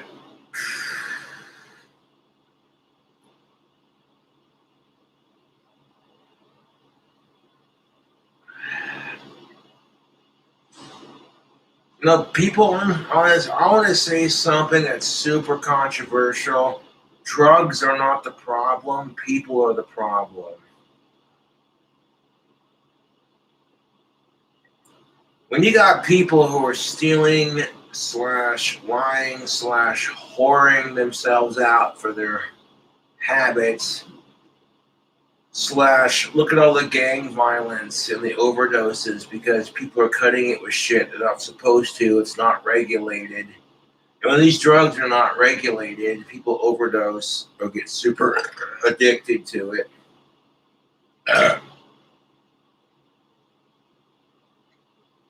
So between like people stealing, lying, and murdering slash beating up people for their habits, and the fucking assholes lacing your drugs with shit that just makes it more deadly than it needs to be, causing overdoses or severe addiction. And then you got gang violence on top of it over this shit. It's just fucking stupid. You're taking something that Mother Nature provides for humans. You know what I'm saying? And yeah, you know, I totally think every plant-based drug should be legal. Like 100%. Minus like heroin and crystal meth. Everything else underneath that should be legal. That's just my opinion.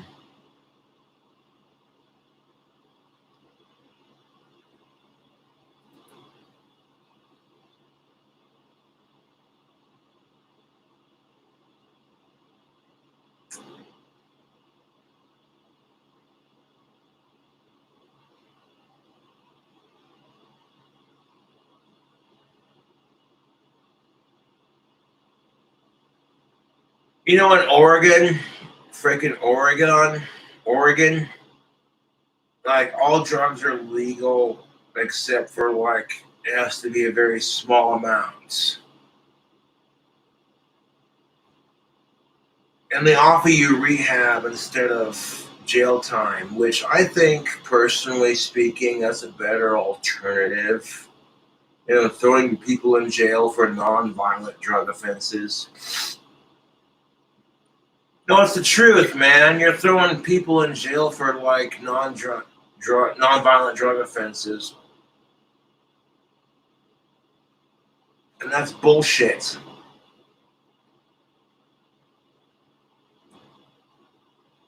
Like some dude smoking pot in his parents' basement, listening to Pink Floyd, eating some Doritos, and it's like, yeah, you're busted, buddy. Some sweet little old lady smoking pot for her cataracts, or a veteran who's fought for our country smoking pot for his PTSD. That's bullshit. When our vets are getting thrown in jail because they're trying to smoke pot for their PTSD, they get out of jail and they can't get a house because they have a record of being in jail and that kind of thing. What happens? They end up on the goddamn streets as homeless veterans, and that's just goddamn sad. It pisses me off. It fucking pisses me off.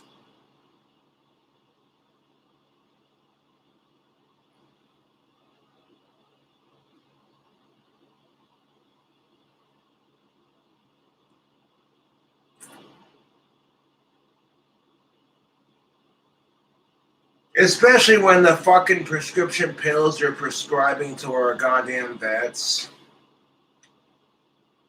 are causing severe depression and just, ugh.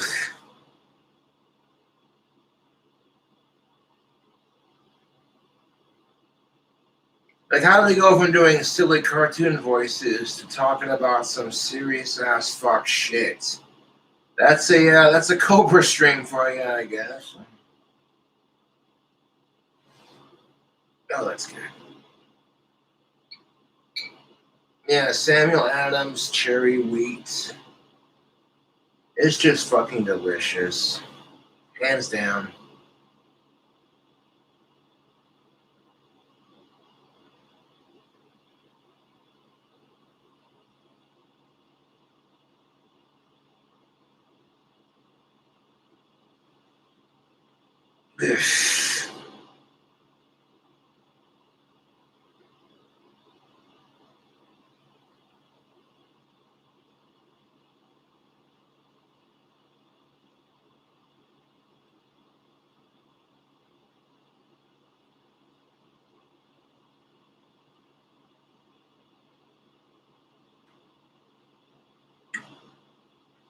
I think prostitution should be legal too. For people 21 and up, both to work and both to receive. And you gotta have like the strictest regulations. You have to be 21 and up, and proof that you're STI free for both the hookers and the people receiving it. It's the truth, dude. We catch politicians with drugs and hookers, and as soon as they get caught with that shit, they get a little slap on the fucking wrist, like, oh no, don't be doing that now. But fucking as soon as everyone else does it, we get in trouble for it. That's fucking hypocritical as shit.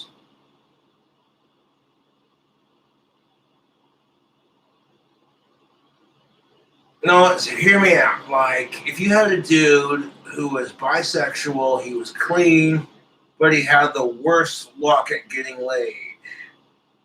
He goes to the whorehouse and pays a couple $100, picks up whatever male, female he wants, picks out two of them, and has his three-way with both of them and fucking pays them that shit. Because if we legalize prostitution and put some heavy regulations on it to where everyone's safe and can enjoy the, you know what I'm saying? Like, we could tax the fuck out of it and make some fucking money for our goddamn country. Some poor dude's trying the cheesiest pickup lines to break the ice, and it just ain't working.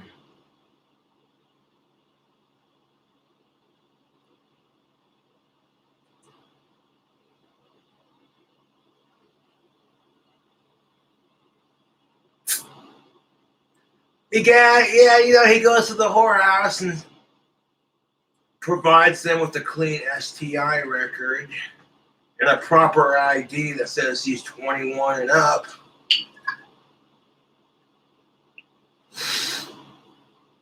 Everything's kosher, everything's clear. They're like, all right, which of-age chick would you like to get a blowjob from? He goes, that one. All right, what's your condom size? Now, is your hooker or the client allergic to latex? So you have to have latex-free condoms for those who aren't particularly down with that side of things.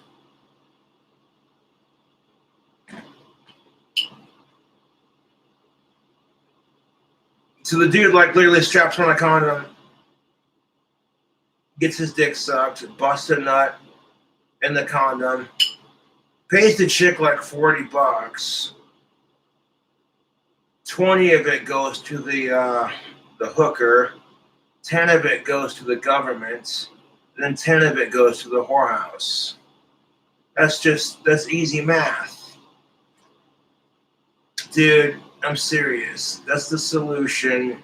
Okay, you legalize all drugs except for crystal meth and heroin. You legalize prostitution and regulate the fuck out of it so that there's plenty of people getting what they want, but it's safe, clean, secure, and everyone's 21 and up to get it. Our country would make so much fucking goddamn money, it's not even funny.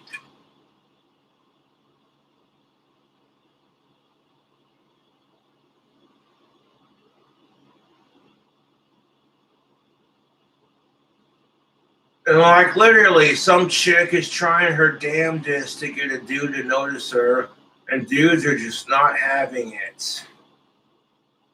And she's sad and depressed, and before she goes home to her lonely cat lady life, she stops by the whorehouse and picks up the hottest guy she likes, provides an ID, an STI check that says she's 21 and up and that she's clean. And then she could pay a dude to eat her pussy out and then cuddle with her and listen to her bitch about her problems. And she fucking leaves that whorehouse feeling better about herself. And then America makes some fucking money and it makes a woman happy. You know what I'm saying? If you really think about it, dating is just prostitution with a twist. You're paying for the sex, but it doesn't necessarily mean you'll get it. It's not guaranteed. That's awful. No, I'm serious. Dating is a legal form of prostitution. The only difference is you might not get laid.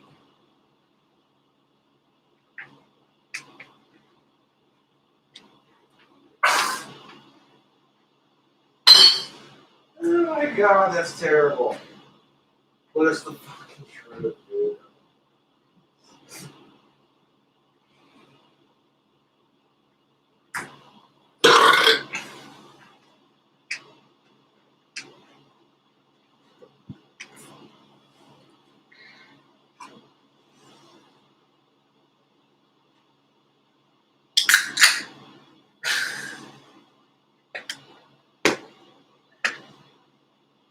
Oh, that's rotten. I know that's terrible, but it's the truth.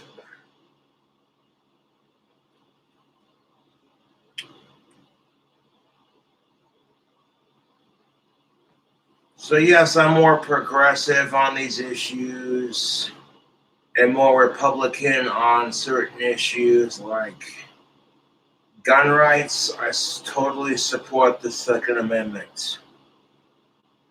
But that means to bear arms responsibly. You feel me on that?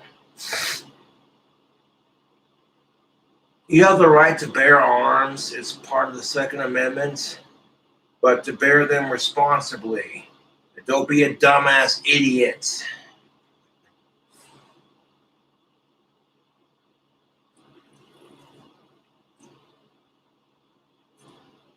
Fuck me, that Angry Orchard peach mango is so good.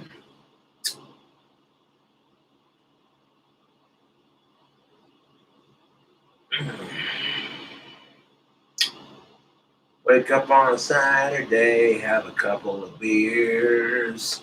Go collect some wood, 'cause King Cobra, it's all good.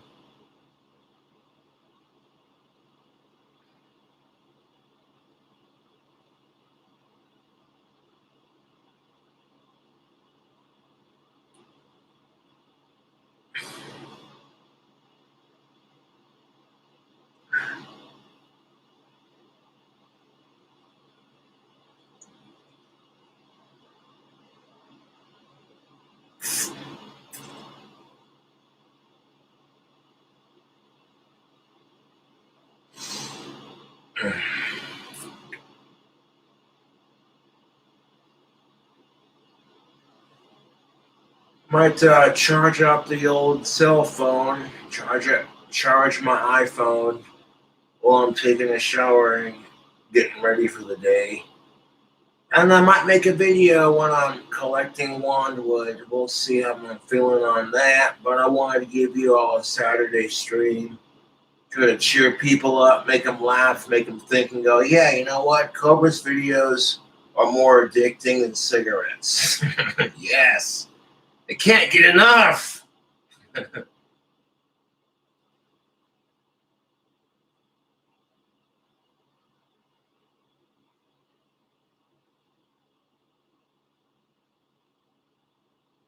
Who? Who the fuck is King Cobra? Well, he kind of looks like Ozzy Osbourne and he shrieks like Danny Filth. What? Okay, that was weak. That was some weak shit.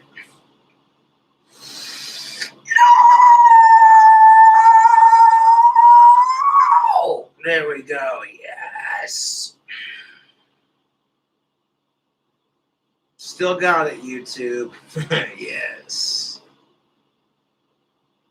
Oh, dude, my parents hated me listening to Cradle of Filth growing up. They were like, oh my God.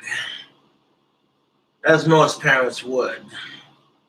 It didn't stop me, to be honest. They would delete the Cradle of Filth from my iPod, but I had a couple songs backed up onto some CDs, and then put it back onto my iPod.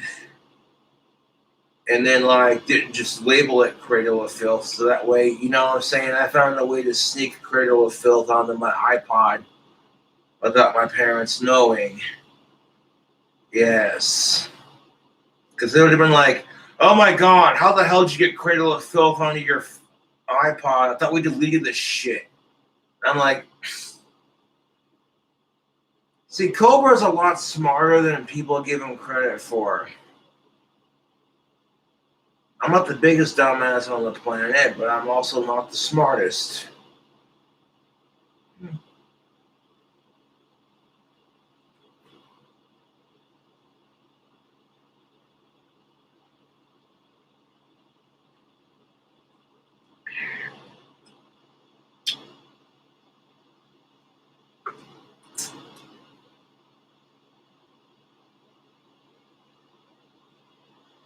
Fucking 90s black metal, yes.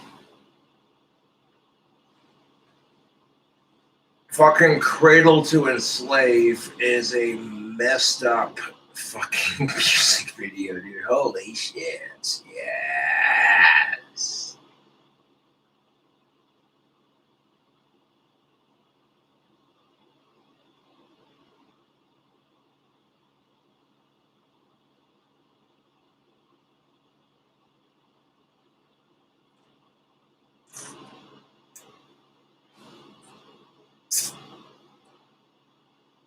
Like all the parents calling Elvis Presley satanic back in the day because he could shake his hips and get all the women to go, ooh, ooh, ooh. I'm like, you ought to listen to some of the crap I listen to. And it's not crap, but to me, it's real music.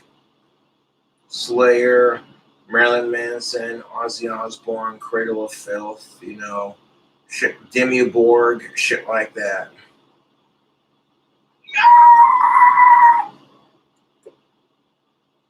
Yep, shitballs. Let's felt a little bit on the fucking jam of bottles.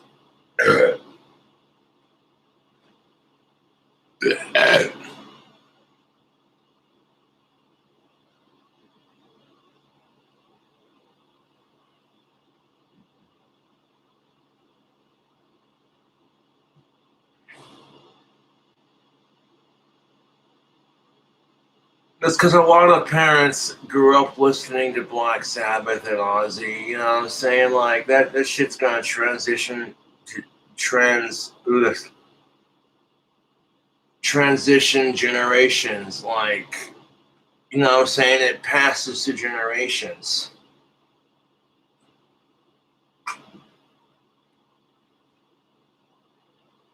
They got the hairline of someone who's been listening to Ozzy since they were a kid. You look like one of those 40-year-old assholes who looks like a burnt-out rock star trying to make it big.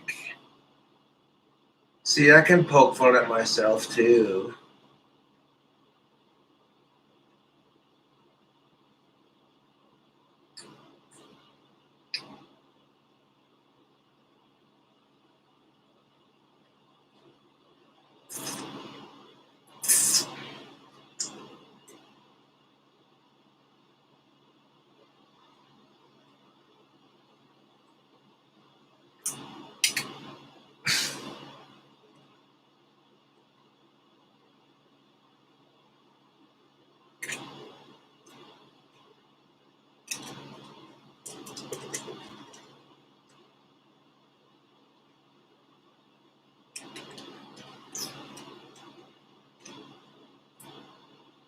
Yeah, this peach mango angry orchard is fucking good shit.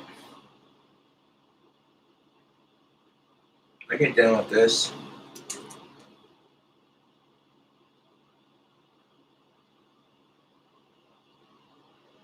No, do I wake up and just start drinking like this? Not all the time, no. One, I can't afford to, and two, it's not healthy. But every once in a while, you gotta treat yourself, YouTube. That's what I'm saying. Every once in a while, you gotta treat yourself.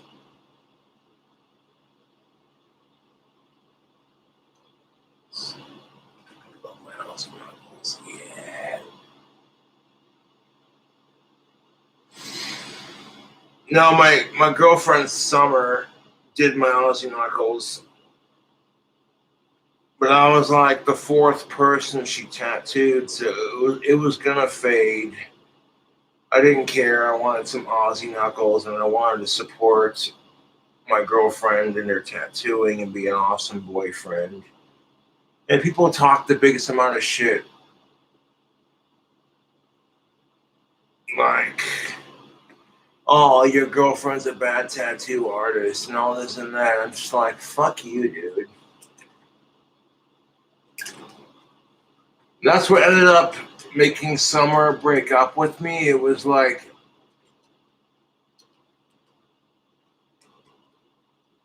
I can't handle dating a famous YouTuber.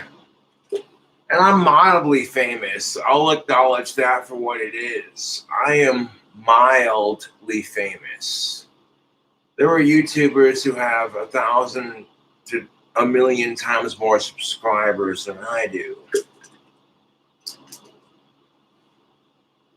So I ain't shit in comparison to like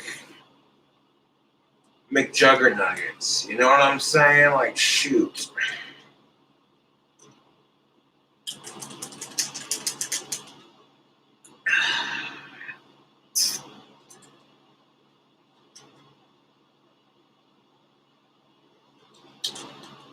Shit, if Bridget West wasn't pregnant, I'd be like, girl, drink you one of these, man. Oh, shit.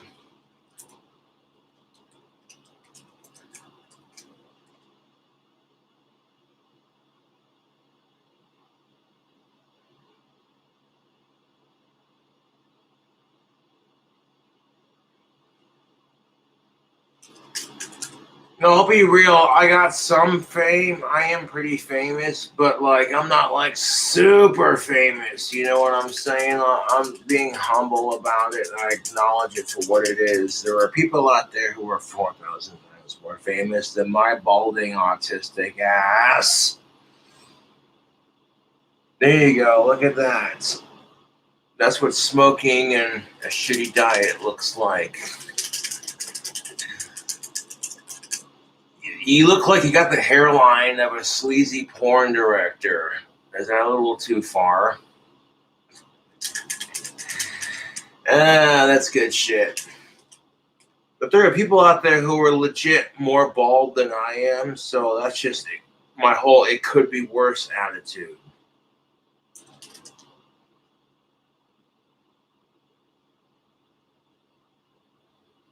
That's your opinion. I've been watching Kid Behind the Camera since Angry Grandpa, and yeah.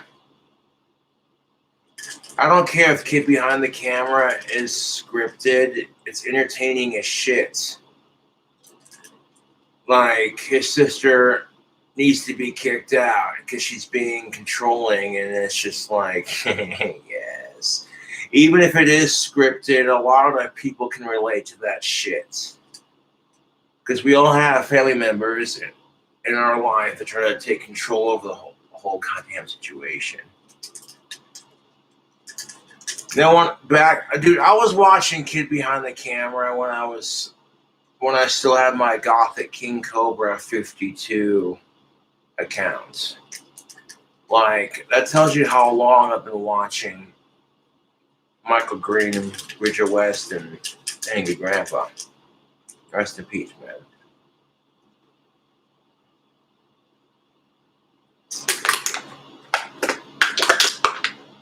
I remember that shit too, man, because I was like, God damn, dude. Fucking Angry Grandpa died the same day my girlfriend broke up with me. I was like, man, fuck this. But I quit bitching about it because I'm like, well, yeah, you know what I'm saying? Yeah.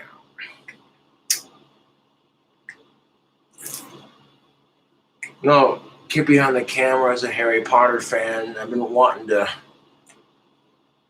make some wands and send them to Kid Behind the Camera and make a wand for him and his wife or girly. I want to make a wand for McJuggernuggets too, to be honest. Yes.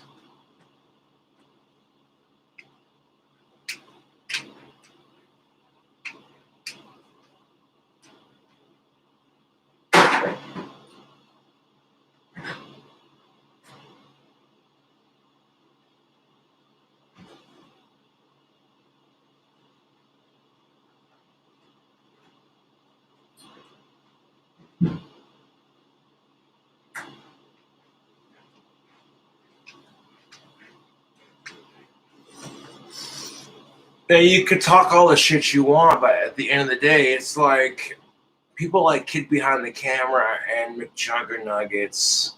They pioneered the whole the thing they do on YouTube, where it's like it's scripted, but we're gonna try to convince you it's not, kind of thing. And it's like it's a video. You can't just watch and be entertained. You got to be like, oh my god, that's fake as shit. And it's like, dude, fuck off.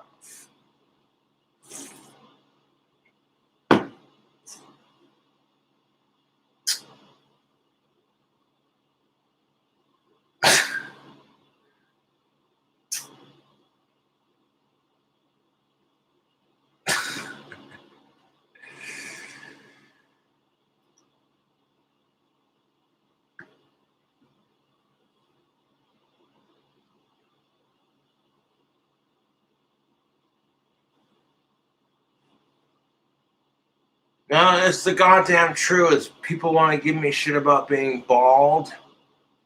I'm like, Angry Grandpa was bald. He didn't give a shit. It's just legit a mentality kind of thing. Like, you either let it affect you or you just say, you know what, I don't give a shit.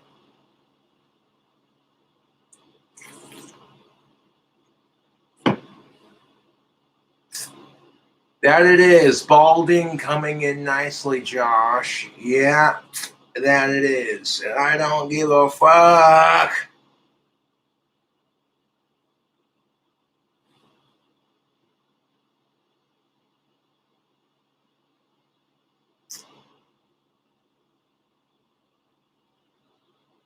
That he was. Angry Grandpa was also a grandpa. He had several grandkids, and that's pretty sweet. I'm never going to experience that, but that's okay.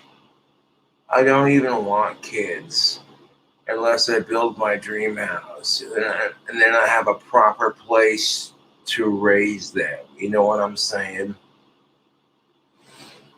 No, it's the truth. If I built my clock-towered mansion, my second empire clock-towered mansion, and I got a chick pregnant, I'd be like, well, at least I know I got a safe space for them.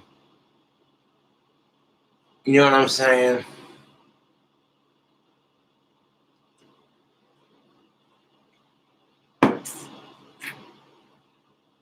No, if I had a son, I would name him Jason Saunders after Jason Voorhees.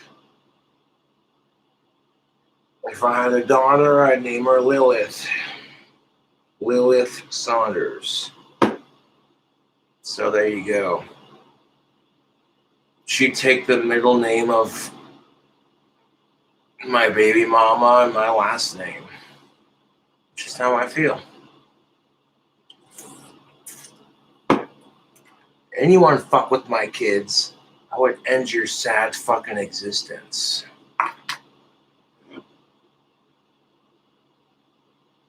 Like, I'm already very protective of kids as it is.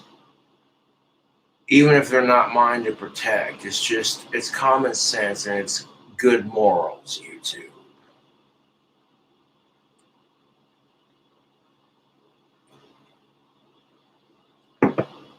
No, I'm serious. If I had a son and in my clock-towered mansion, if I made a son, I'd name him Jason Saunders. Be like, so then when people fucking, when he gets in trouble, I can reference the movie. Be like, you talking about my boy? That's good shit.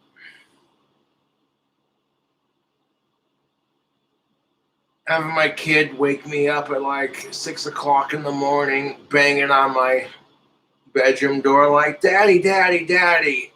What? Can we ring the clock tower bells? Can we make wands? Can we make sandwiches? Can we? Yeah, give me a second.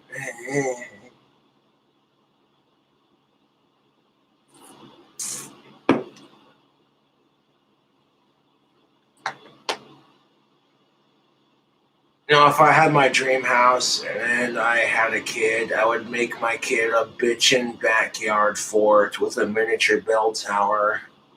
of its own. You know what I'm saying? Like, you know what I'm saying? That's kind of the goal for a lot of people. I've noticed when they're starting a family is to give your kid a better life than you had, regardless of if it was bad or not. Uh,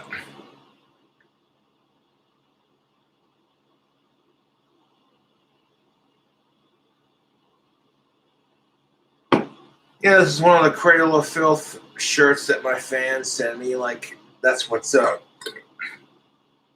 My fans will send me band t-shirts in the mail. I've gotten several Ozzy Osbourne and Cradle of Filth shirts in the mail because of my fans, and I appreciate that. Yes.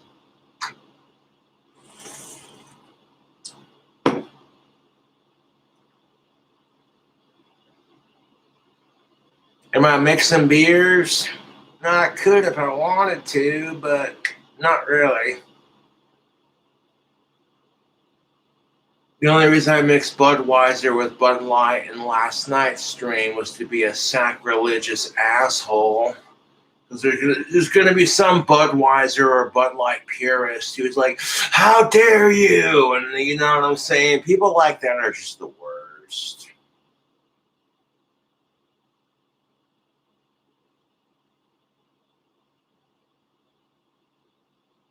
Well, what size am I for the shirts? I'm a medium to an XL.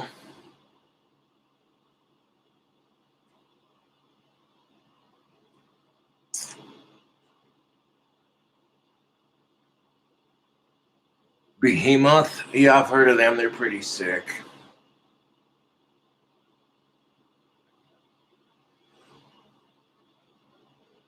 Here's the best part of it. I'm gonna let you in on some shit.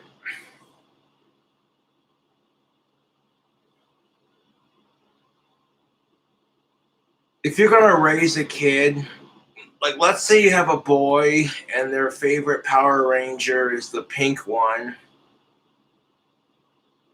Don't try to shove transgender bullshit down their fucking throat just because they like the pink Power Ranger. That's what I'm saying, dude.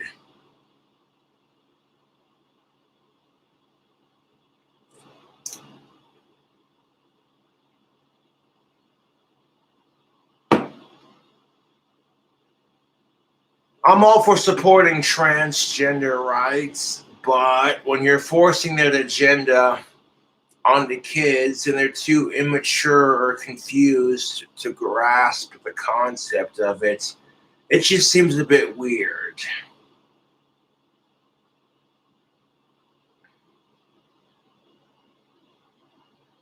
Am I partying? Not really. Just having a drink and chilling out on stream. God damn it, dude. That beer go right through me, man. God damn it. Hold on a second.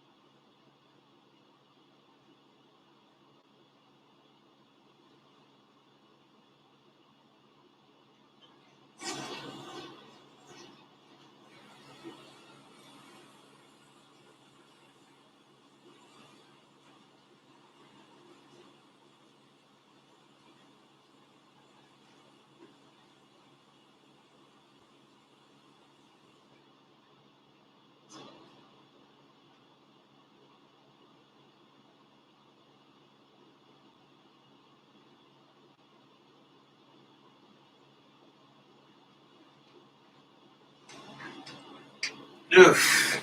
Take another beer piss. Oopsie daisy.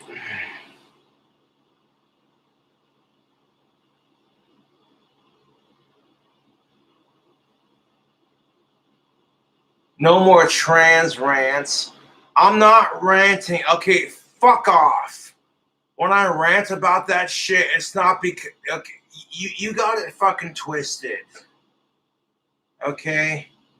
When I'm ranting about trans people, it's about the assholes who are ruining it for the trans community.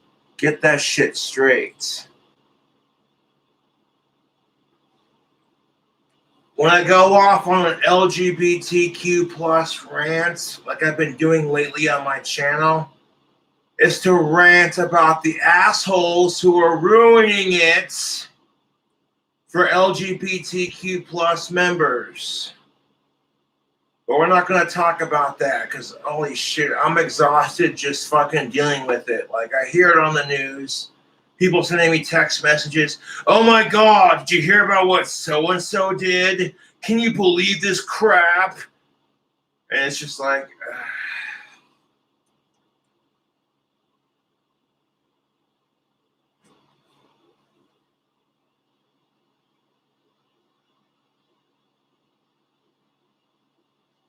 You know, they see a heterosexual white male who actually gives a fuck about racial and trans and gay equality and rights.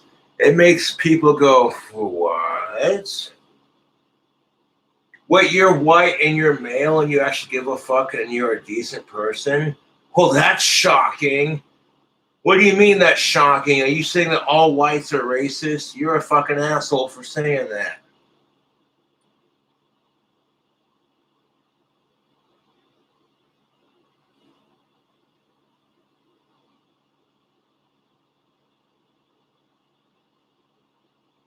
You drank 20 beers. Hey, man, how you feeling?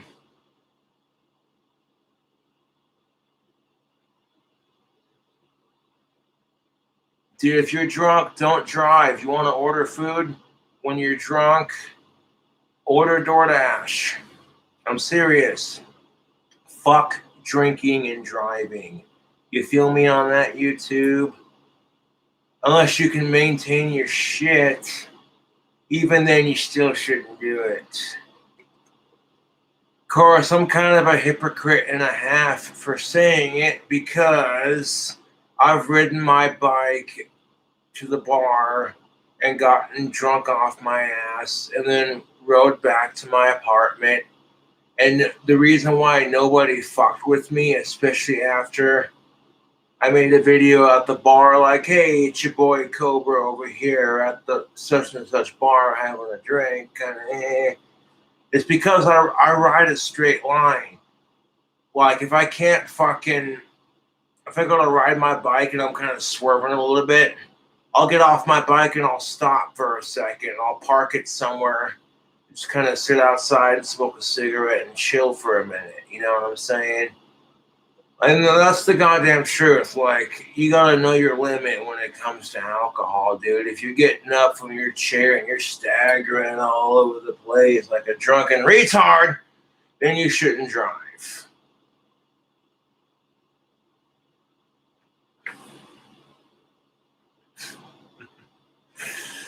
Holy shit.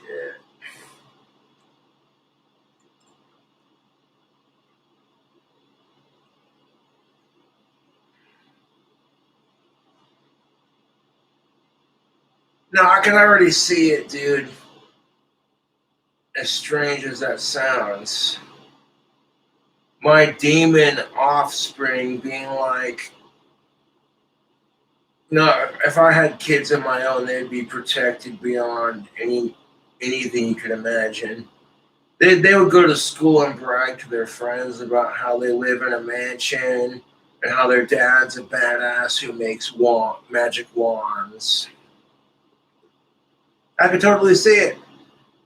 That's the scary thing of it.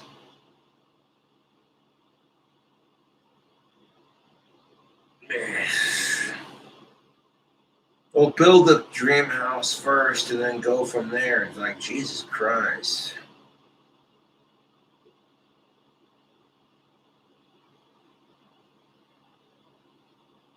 Picture it with me, YouTube.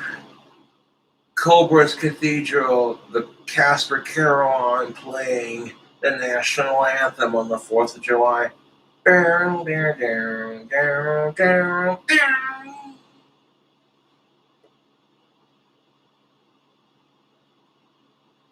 The way I have my clock tower planned out, it would be easy to play.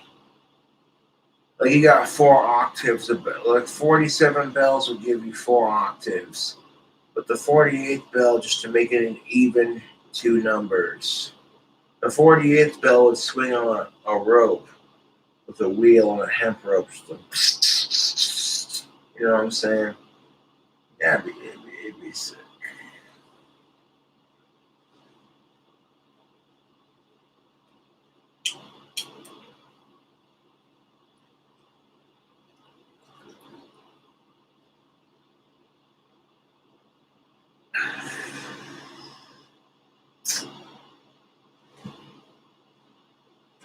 Dude, check out the design on these cans. You can't tell me that's not sick, dude.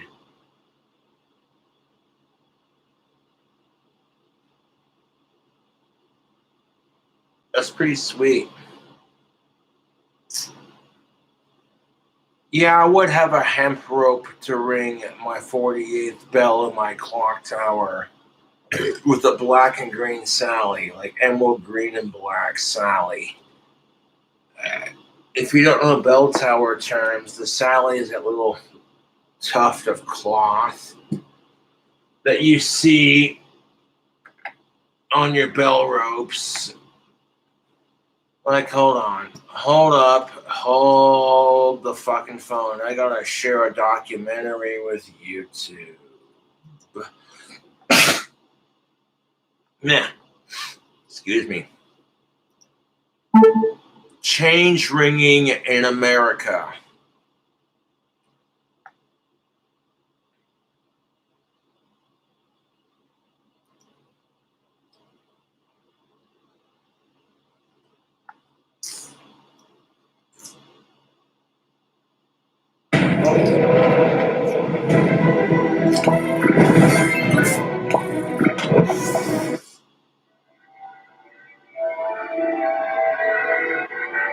Yeah, here. That's the sound. I love the sound of church bells. Fucking, I'm gonna post the link to this documentary. Right there, you can check it out for yourself and watch along. I'm gonna squizzle some beer and watch a bell tower video. And you're welcome to join along. Central Tower of Washington National Cathedral in Washington, D.C.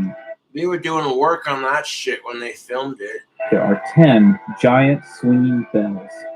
There are no computers or motors. These bells are rung by hand by skilled practitioners of the art of change ringing. And it should be done that way. The same fucking hands that you pray with should be the same hands you ring your bells with. That's just the goddamn truth. I lived in Washington about 15 years ago, and I was hooked the moment they let me give it a try. I recently returned to visit while I accompanied a group of English bell ringers on a tour of American bell towers. We began Church of the Advent, Boston, Massachusetts. 8 bells, Whitechapel, 1900. Tenor, 19 CWT. With about 2,163 pounds of bell. in Boston. Not just any bell tower will do. We must have bells that are hung to swing in a complete circle with just in a complete circle. Tight fittings and ropes. Here at the Church of the Advent in Boston, there are 8 bells cast in 1900. There are thousands of change ringing towers in England where this art form originated in the 17th century. Oh yeah, big shocker. Fucking change ringing originated in England. Yes. But in North America, we have only about 50 suitable towers. We don't ring traditional music. We ring intricate patterns that we call methods. Some of these methods are still performed almost exactly as they were 350 years ago. We're a bunch of visitors.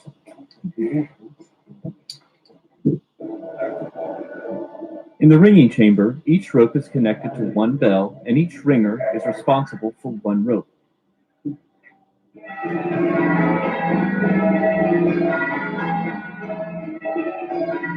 The bells always start and end in a descending scale called rounds. When the rounds have settled down, the conductor will yell "go" and the name of the method being run.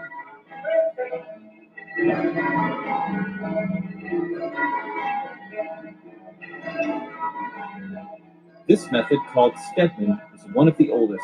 It was created in 1677.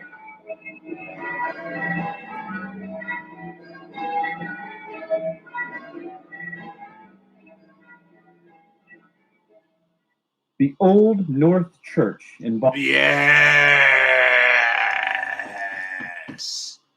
The Old North Church in Boston, Massachusetts. That's America's bell tower. Fuck yes. The very same bell tower where they literally signaled, or Paul Revere signaled, the British are coming. Coming all over your mom. I'm just kidding. That was obnoxious.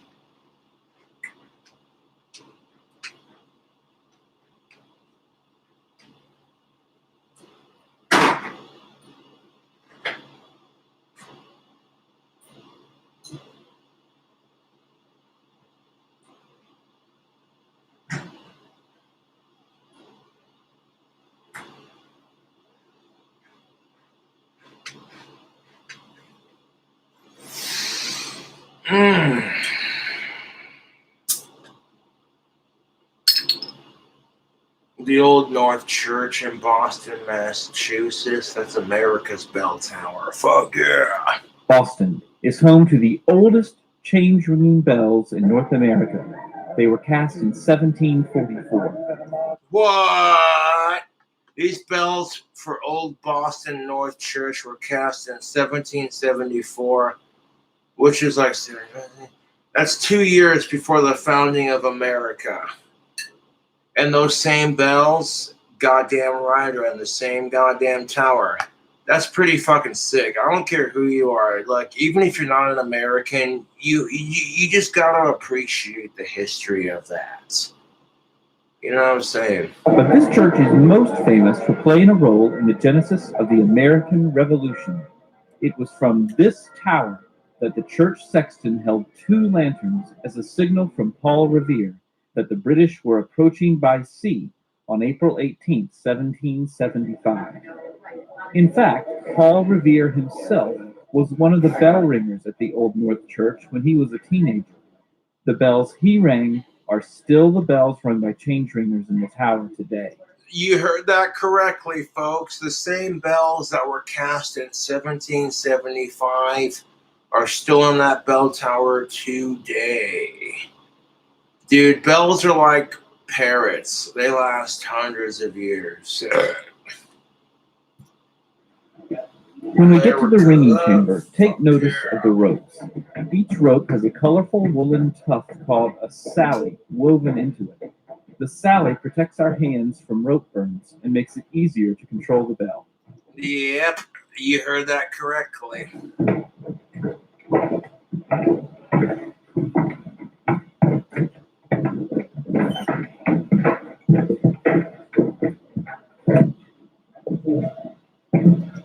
So right here at like 3 minutes and 21 seconds into the video, you can see the ropes for the Old Boston North Church.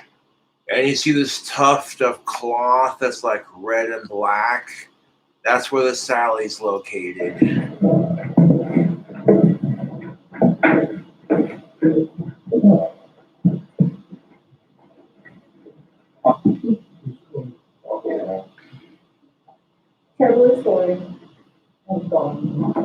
The highest, lightest bell is called the treble. It's being rung by the lady in the white shirt. The traditional way to start ringing is for the treble ringer to announce, "Look to, treble's going, she's gone." Oh, yes, the original fucking bells that Paul Revere rang. Fuck. That just gives me goosebumps, YouTube. To think that those are the same goddamn bells that Paul Revere rang to sing, you know what I'm saying, signaling, hey, the British are coming.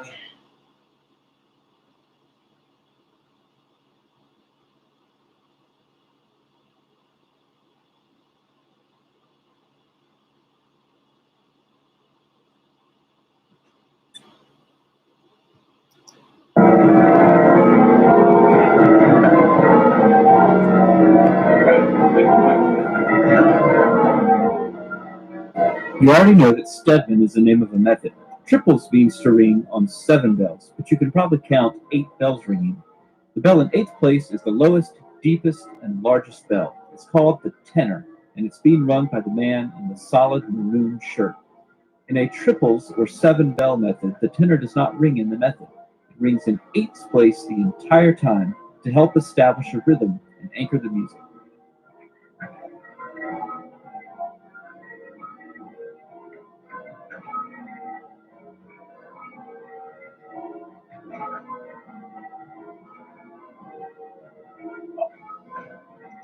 Bob is not a person. It's a special command by the conductor that tells us to vary the method just a tiny bit to shuffle the bells into a new order and create different music.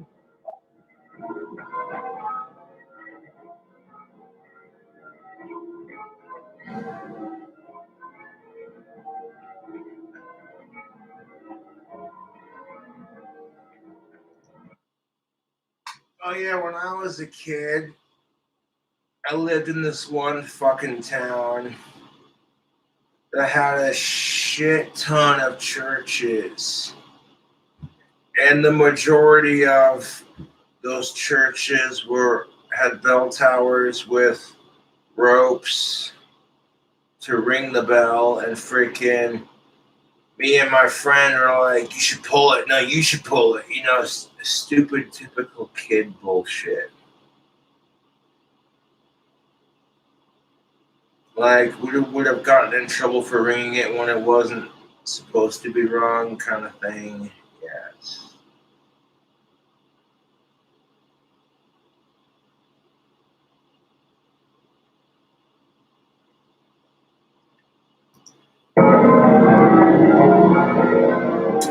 Next, we drove out to Cape Cod to ring at the Church of the Transfiguration in Orleans, Massachusetts. The Church of Transfiguration. What? I didn't know Professor McGonagall had her own church.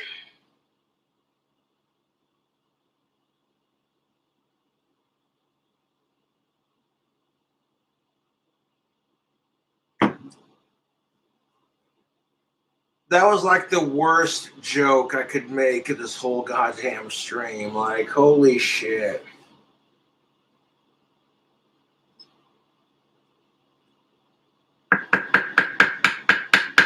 Like the Church of Transfiguration, Orleans, Massachusetts, 10 bells, Whitechapel, 2008, tenor 21 CWT. It has about 2,431 pounds of bells.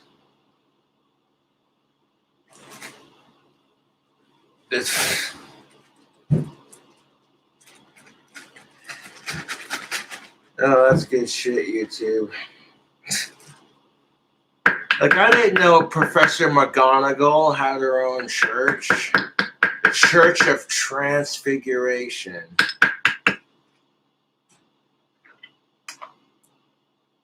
Believe this shit, YouTube.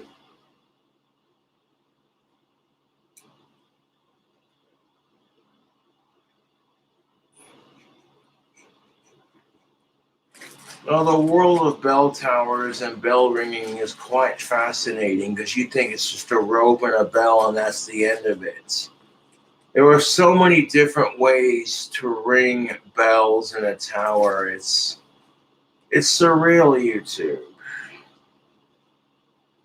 Your boy Cobra needs some nicotine. I'm gonna take a little smoke break, go outside, pop on my slippers, and go outside and have a smoke.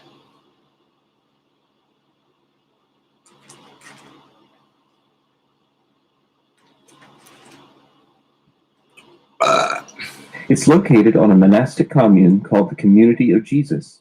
I didn't get a video of the ringing here because I was busy ringing. Fuck you, Jesus, and hail Satan. You know, bells and bell towers were used by other religions before Christians and Catholics and Jesus freaks adapted it. If you study the history of bells and bell towers, like I have extensively, and not trying to spurg out, but people of other faiths were using bells for their ceremonious purposes before Christians were.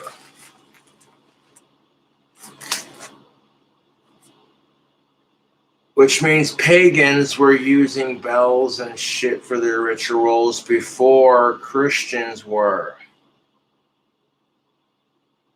I would encourage you to look up the history of bell towers and bells. It's fascinating shit.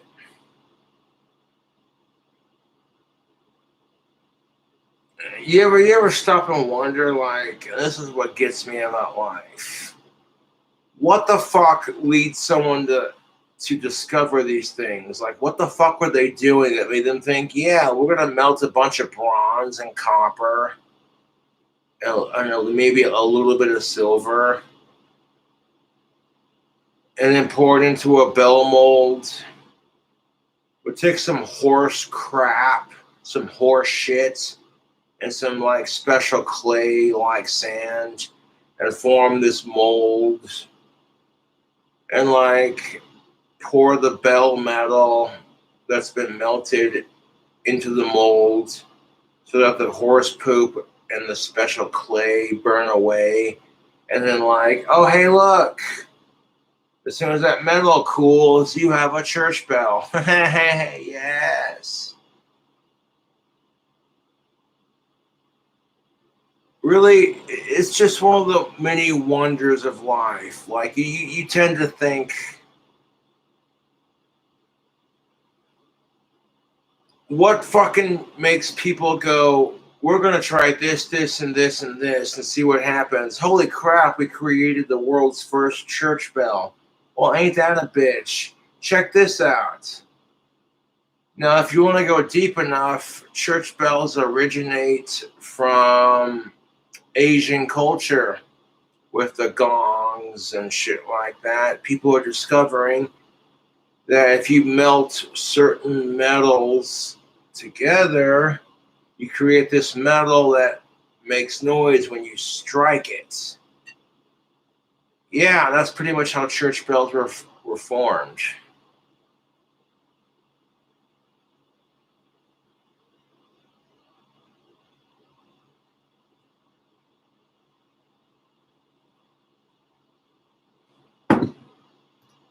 Just for fun, we rang a quarter peal, which is a type of change ringing performance.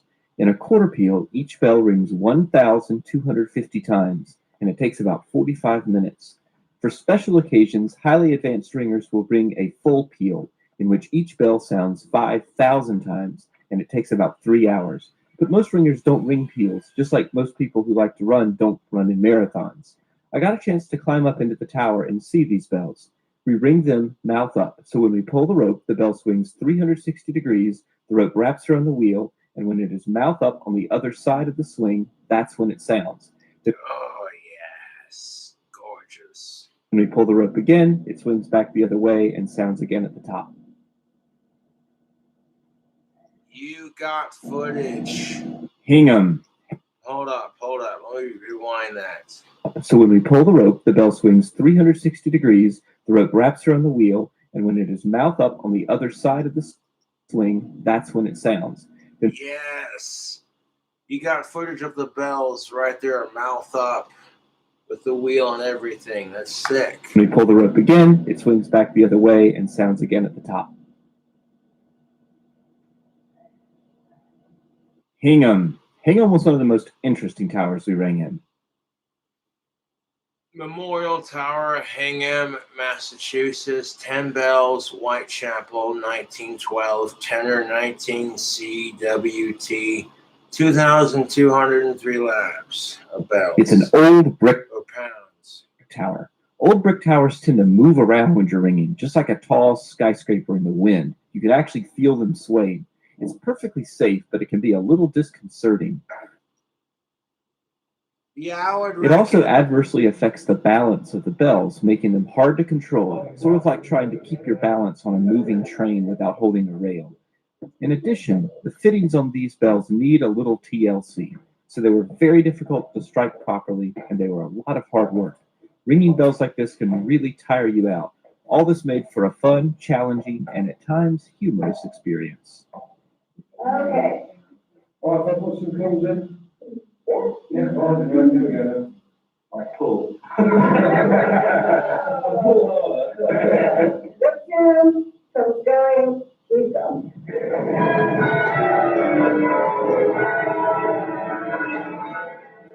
You can hear that these rounds are all discombobulated. It'll settle down to some extent once we figure these wonky bells out.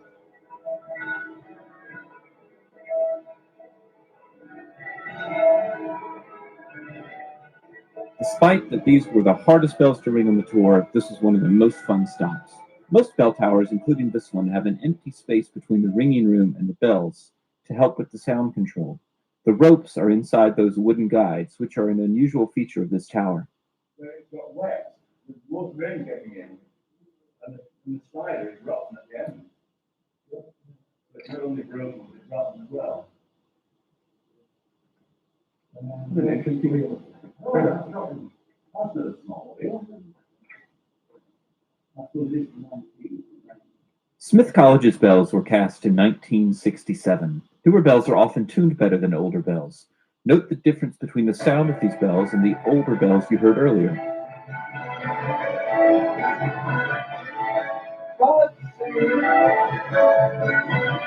Pudsey is a method name, like Stedman that you heard before. Stedman was named after a person, but Pudsey, like many methods, is named after a place.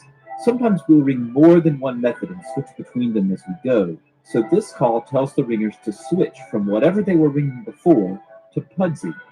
Pudsey is actually a shortened version of the name. The full name of the method is Pudsey Surprise Major.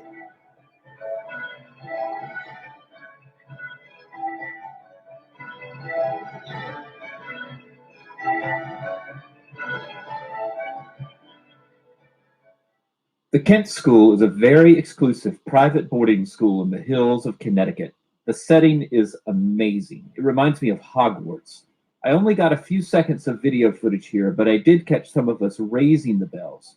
Remember how the bells in Hingham were mouth down, but the bells in Orleans were mouth up. When we ring them, they are mouth up, but it isn't safe to leave them this way, so they are normally stored mouth down when not in use. That means before we can start ringing, we have to raise them to the mouth up position. To raise the bells, we start them swinging and add more and more energy as we go to get them higher and higher. It looks like this, at least the first tiny bit of it.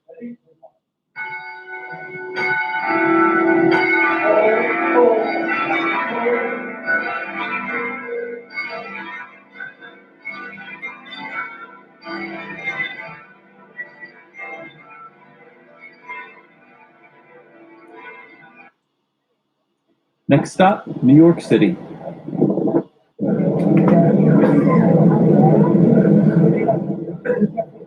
Trinity Wall Street is a really special ring. One thing you'll notice in a bit is that the tower climb is very long. When this church was built, it was the tallest building in the United States. Now it's not even in the top 10 in its neighborhood, but there's no elevator and it was quite a steep climb to the top, with lots of stairs and ladders to maneuver through. Although the building is very old, the bells are very new, having been cast in 2006. They are well made, well maintained, and they sound amazing. There are 12 bells hung for change ringing here. In Britain, there are well over 112 bell towers. But here, Wait, in Britain, how many bell towers in Britain? although the building is very old, the bells are very new, having been cast in 2006. They are well made, well maintained, and they sound amazing. There are 12 bells hung for change ringing here. In Britain, there are well over 112 bell towers. What? You know, in Great Britain, there are well over 112 bell towers designed for change ringing. That's pretty cool. 112 bell towers. Holy shit, dude, that's a lot of fucking bells. Holy shit.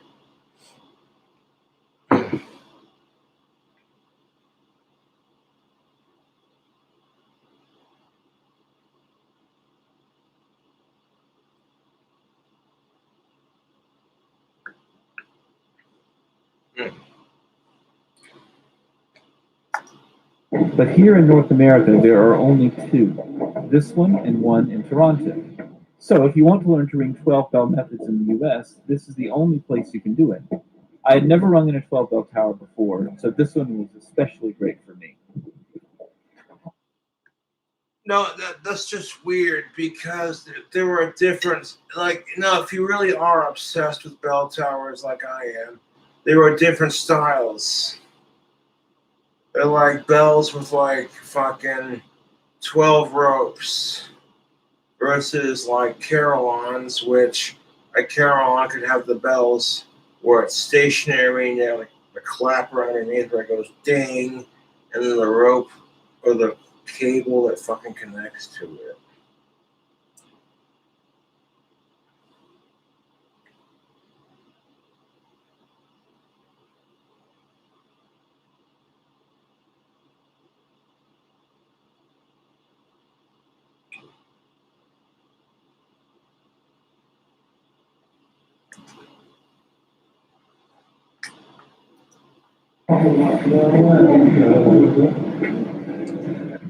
While we're climbing, let's chat about the methods we ring in a bit more detail. Our music follows three rules. The first one you already know. We always start with rounds, the descending scale, and end in rounds. The second rule is you can only move at most one place at a time. That means if I'm currently ringing in fifth place, the next... No, I like bell towers in general, but my favorite style of bell tower is a carillon. But I do like the traditional rope rung bells. That's how it should be. The same hands you pray with should be the same hands you ring with. I'm not a Christian or anything like that, but that's just my personal opinion. Next time I ring my bell, I can swap over with the bell in fourth place, I can swap over with the bell in sixth place, or I can ring in fifth place again. I can't ring in third or seventh place. I can... Fucking, I gotta piss again. God damn it.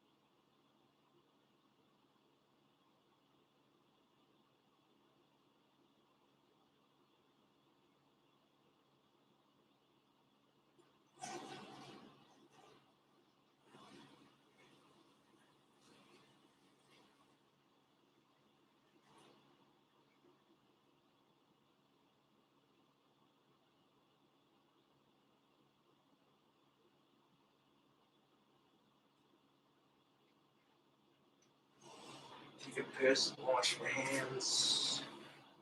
Alright.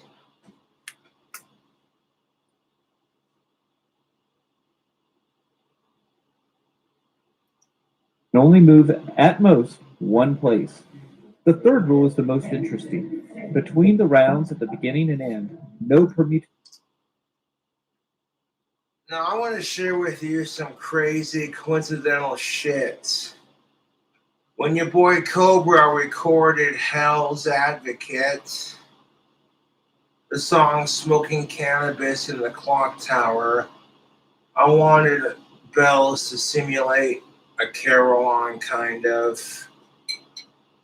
And then coincidentally, I picked Notre Dame's cathedral bells. I saw a video on YouTube of Notre Dame's bells being played,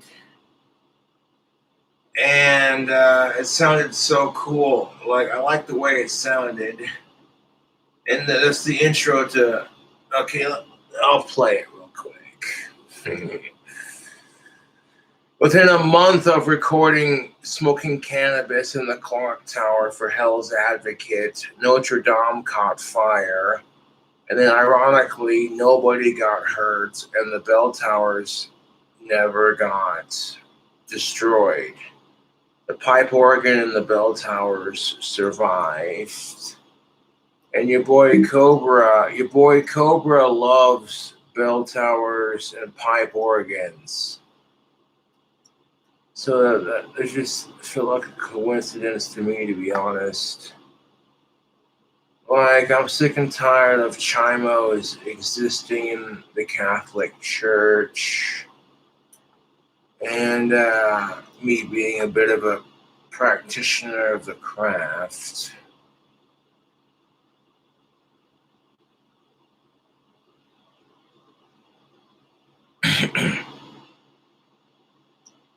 Yes.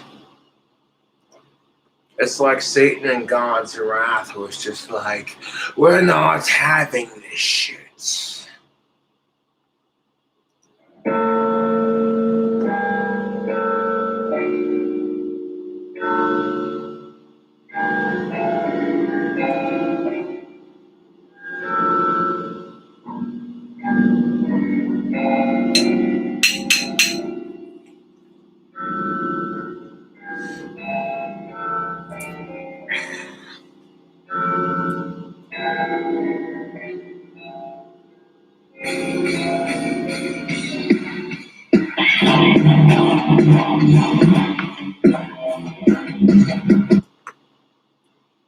Like, right after I saw Ozzy Osbourne live in concert in Denver, Colorado, at the Pepsi Center, next to that huge ass clock tower, I wrote this song. Like, there's something about seeing your idols in concert. It just gets your fucking blood pumping, get your creativity juices pumping, dude.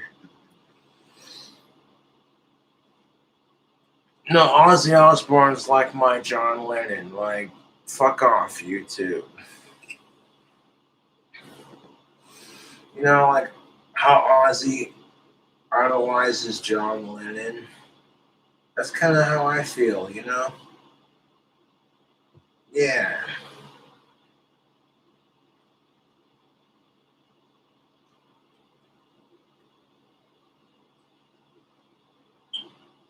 And you can't sing too many Beatles songs on YouTube without fucking people being like, copyright strike.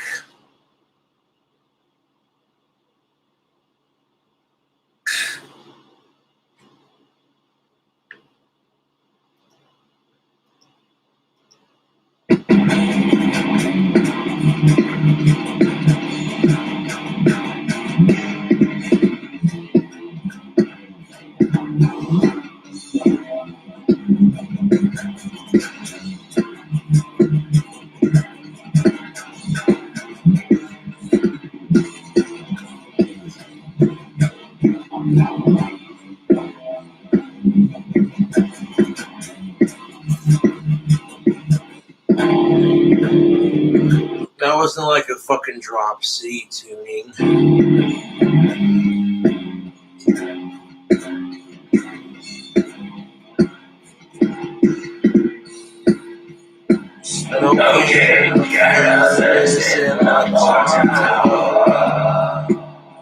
devour from house to house with homies. I've been up on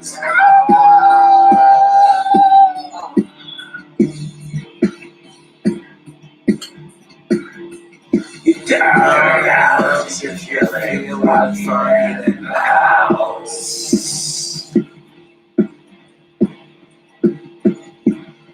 On the streets and like you know, King Cobra's around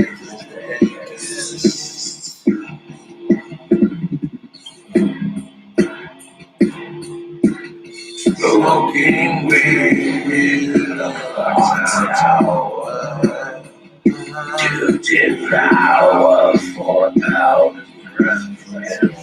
city. So, like with Hell's Advocate, I started experimenting with layering my vocals. Like prior to,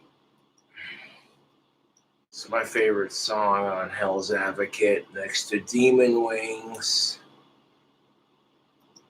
But yeah, YouTube, Hell's Advocates, I think was the album when I truly said, let's try experimenting with the vocals a little bit and like layering it. And fucking people are digging that shit, dude. Dude, Rebel Revolution, from Hell's Advocate to Revolution, my music that I make has progressed. People dig the layered vocals and the sick guitar solos. And if the beats are free for use, then who the fuck cares? Like, it helped me create the sound I was going for, which is, you know what I'm saying? Like, it's creating music on a budget. You can't afford studio time, so you play the guitar and you rock the vocals, and then you fucking pick a free for use band on YouTube, and it's like, hey, look at that. This drum beat said free for use. And you can download it for free or that kind of thing, you know what I'm saying? And it's like, yo.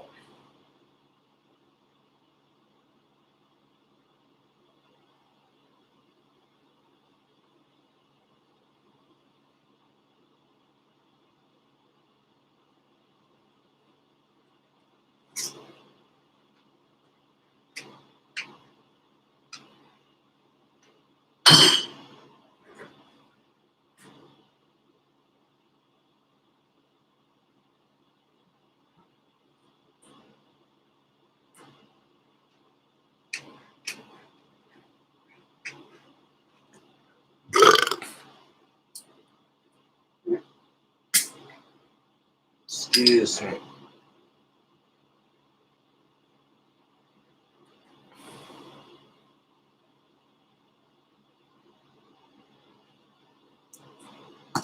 Notations can be repeated.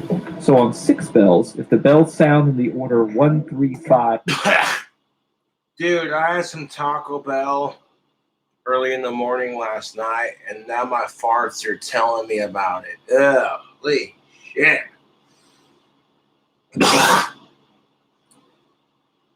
Dude, Taco Bell farts are the worst. 5, 2, 4, 6. We can't, in that particular performance, ring the bells in that order again. Usually we don't have to think about...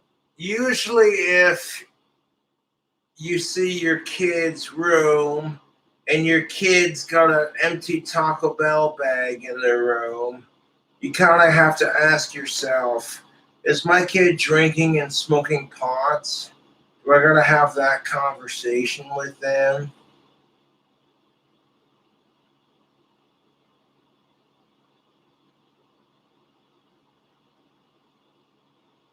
Like, son, I seen the Taco Bell bags. I seen the fucking Taco Bell bags in your room. Are you drinking alcohol and experimenting with weed?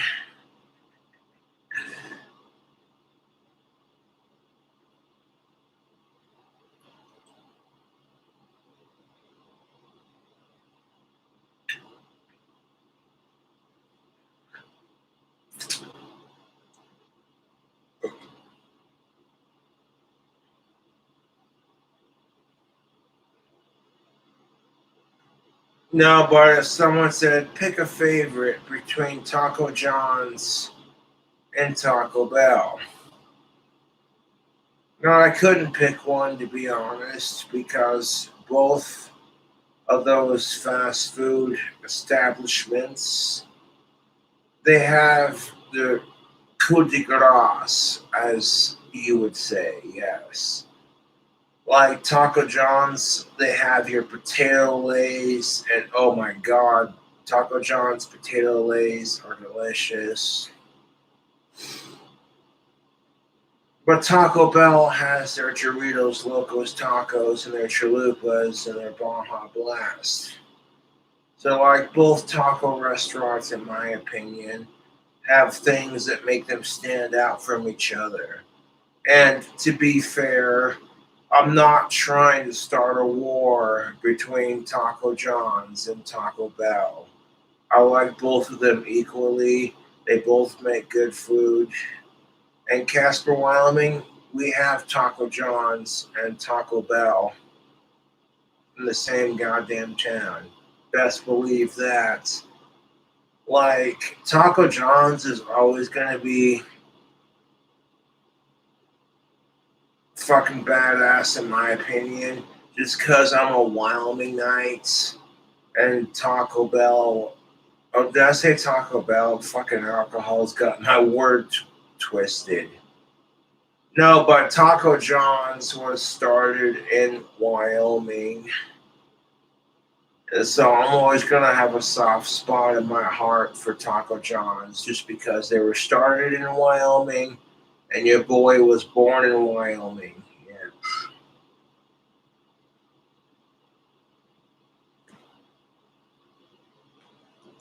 These rules at all while we're ringing. We just follow the lines of the methods and the calls made by the conductor, and if it was composed properly, it all magically comes back to rounds.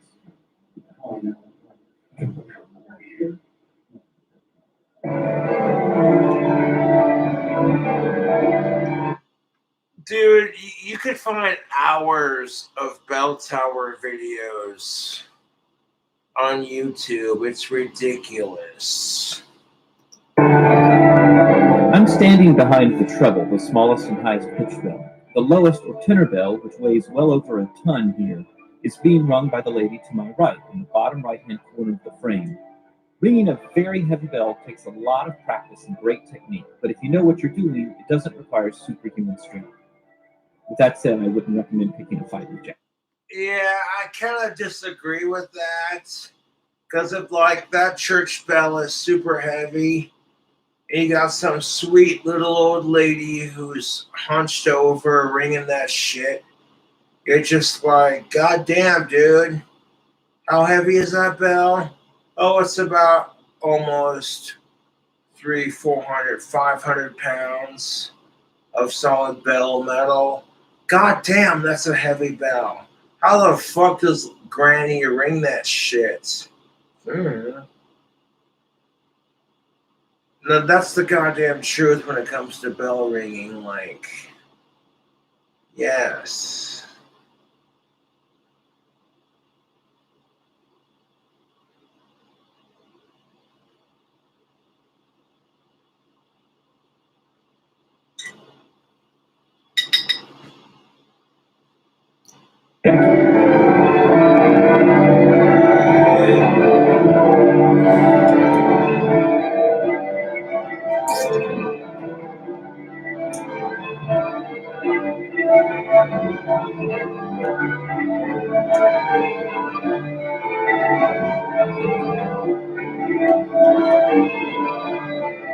The bells here at St. Mark's in Center City, Philadelphia were cast Philadelphia cheesesteaks. by the Whitechapel Bell Foundry in 1876 and 1878, which is the same foundry that cast Philadelphia's most famous bell, the Liberty Bell. Yes, that's America's bell, the Liberty Bell. The tenor bell in this tower is approximately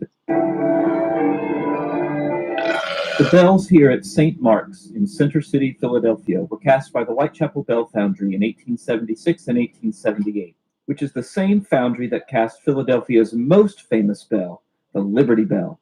The tenor bell in this So stop and think about that for a second. This church they're talking about, the same bell foundry that cast the bells for this tower also cast Philadelphia's the Liberty Bell, which some jackoff shot by accident during the Revolutionary War or some shit. And freaking legit, someone tried to ring it afterwards and it just it cracked.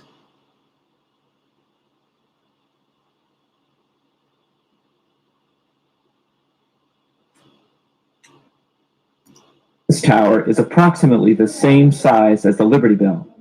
Historically, Philadelphia is an important place for change. Yes, the heaviest bell in this particular bell tower in Philadelphia is the same size as the Liberty Bell. So there you go. Ringing in North America. It's home to the second ring of bells on the continent, installed at a different church, Christ Church, in 1754. The first ever full peal of 5,000 changes ever rung outside the British Isles was rung there in 1850. The bells are still there, but they are no longer functional for change ringing. Besides Christ Church and St. Mark's, there's one other historic ring of bells in the city at St. Peter's Church. Like Christ Church, Yeah, St. Peter. Freaking sweet. Hey, Lois, check out the bell towers.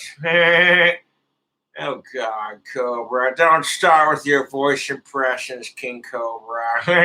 Oh, fucking God damn it. St. Peter's bells are no longer ringable. Therefore, St. Mark's are the only historic bells in the city that can be rung by change ringers. Oh, dude, that sucks balls. Even if I'm against Christianity and all the bullshit they fucking spew, could you imagine having a bell tower that you're proud of, but oh wait, you can't ring the bells because they're broken? That would suck ass.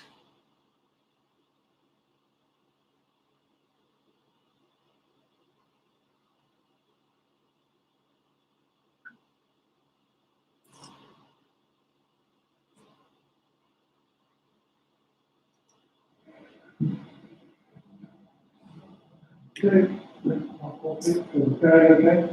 I'm gone.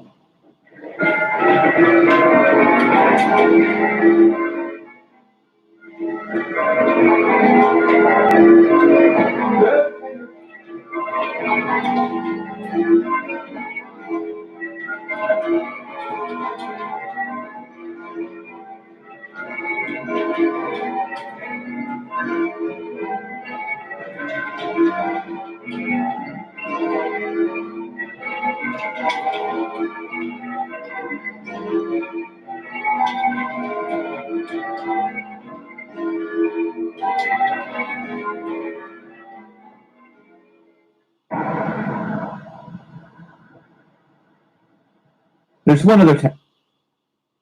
It's weird to have the satanic asshole be like, oh, he likes bell towers. The bell towers are not for everyone, to be honest. There are some people who think bells and a bell tower sound obnoxious. And I suppose that's your opinion, but I think bell tower bells sound beautiful, in my opinion. And like, if you ever study like full on spurg out and do the research, making church bells is a very delicate process. And then when you see how church bells are made, okay,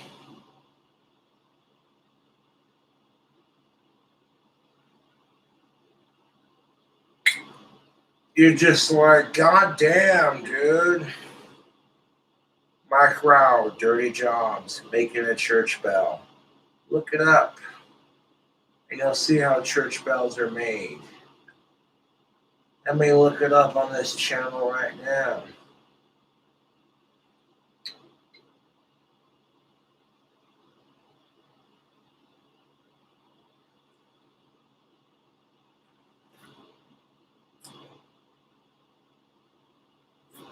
America, America.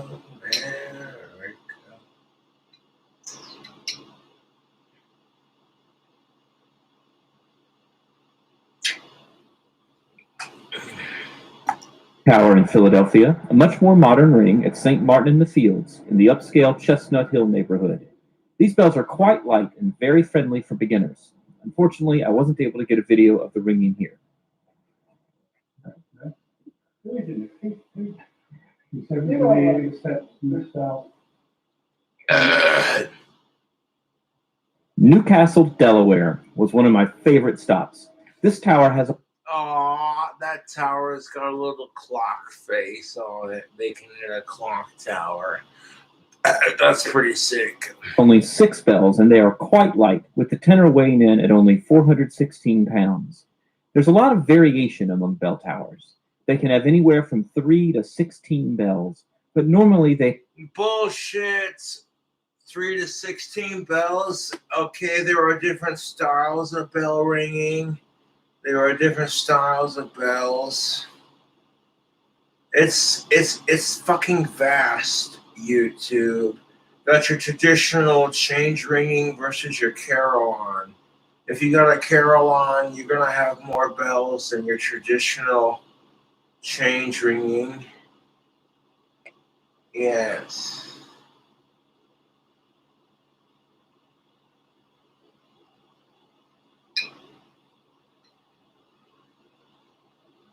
And I'm gonna win the lottery or fucking something, man. I'm gonna build my clock towered mansion. And when I got 48 bells in my clock tower, 47 on a carillon, and the 48th bell on a hemp rope. You're like, oh damn, Cobra, look at you go.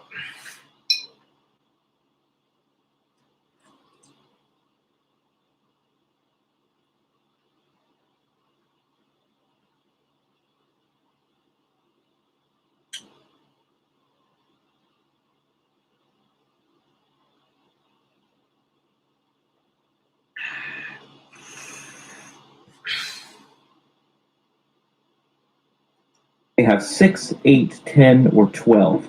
They also vary widely in size, from a tenor weight of less than 100 pounds all the way up to a whopping 9,000 pounds for the 9,000. I farted. 9,000 pounds.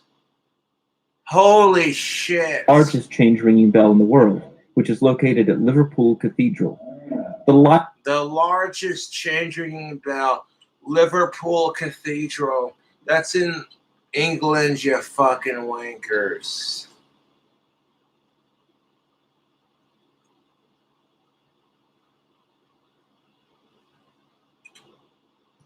Tighter a ring and fewer number of bells in it, the faster it tends to ring. So a nice light 6 like these can really be a lot of fun to ring, especially if they sound as great as these bells do.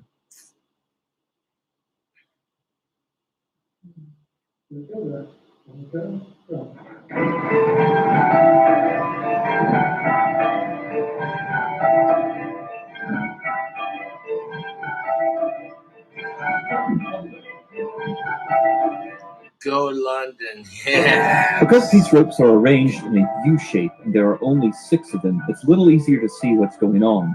The high-pitched treble is on the far left, and the low-pitched tenor is on the right. The bells strike about a second after the ringer pulls the rope, so you have to. I'm sorry, but I'm 80% British. So I'm going to be proud of my Scottish/British roots, as well as my American roots. And that makes you think, oh my God, Cobra, you're a racist. You can go fuck yourself.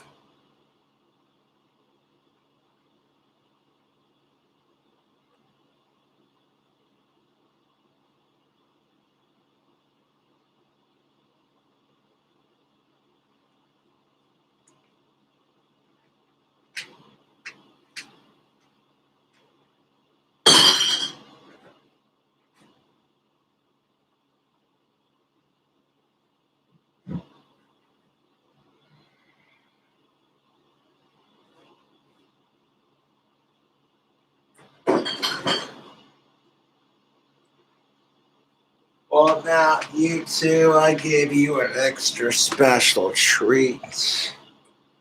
Because apart from this, I literally have one Bud Light Platinum left after this can of goodness.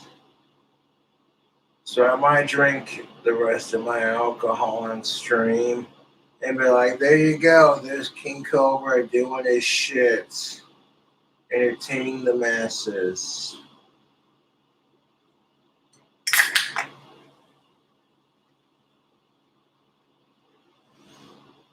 We got some peach mango angry orchard. This shit's fucking delicious. Hold up.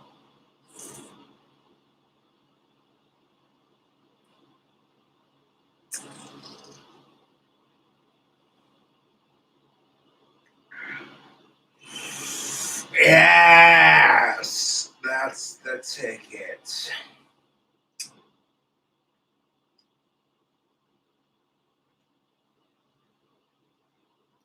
Really think ahead. See if you can pick out a ringer and figure out which note that you hear is that ringer's bell. The tenor's a good one to start with.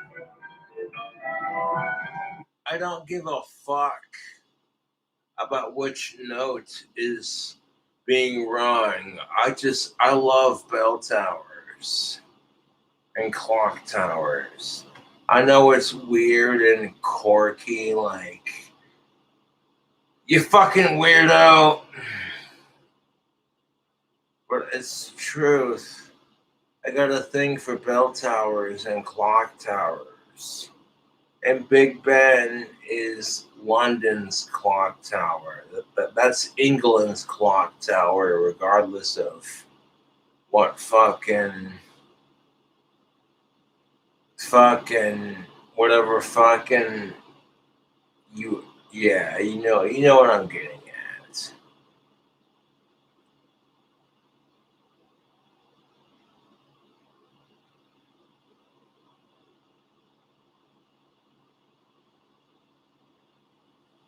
Look, I'm 80% British and a little bit of Scottish Viking and a mixture of other European cultures. I took the Ancestry.com test. That's how I know you two.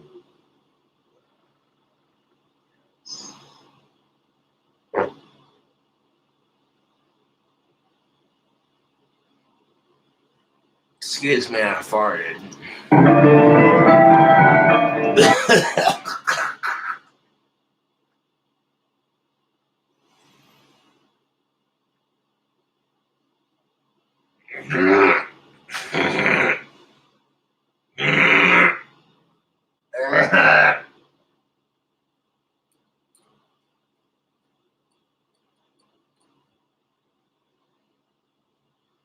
Like, I'm not trying to fart on camera for the sake of it. Like, you know what I'm saying? Oh my god, dude, that is raunch. I had some Taco Bell earlier, a couple hours ago. I slammed down like 3 Doritos Locos Supreme tacos and a Chalupa Supreme taco, and then saved the Crunch Wrap for later, and like it gave me some wicked gas, dude.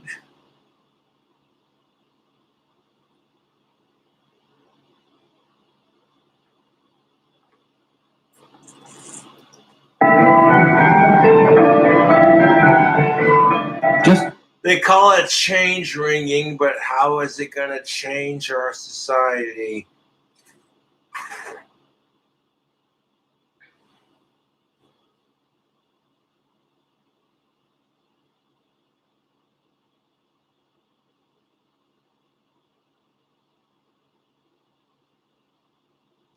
Before the bells get back to rounds, the conductor will say, "That's all," as a warning that we're done.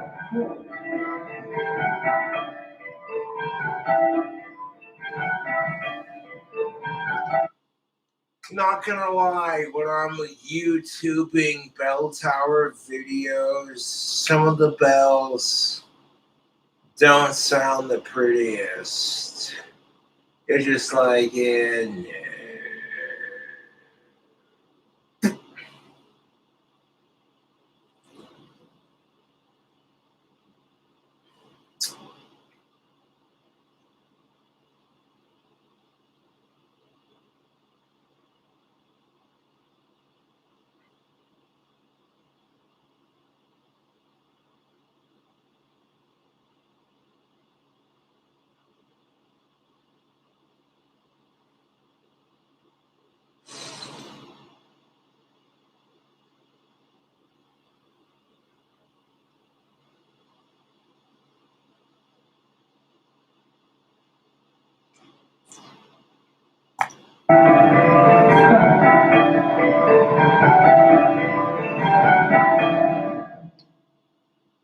We made a quick stop to ring at a church in Frederick, Maryland. Sorry, no ringing footage. Then we headed down to the Washington, D.C. area. The first stop there was at the newest ring of bells in North America, located at Virginia Theological Seminary in Alexandria. Okay, I'm going.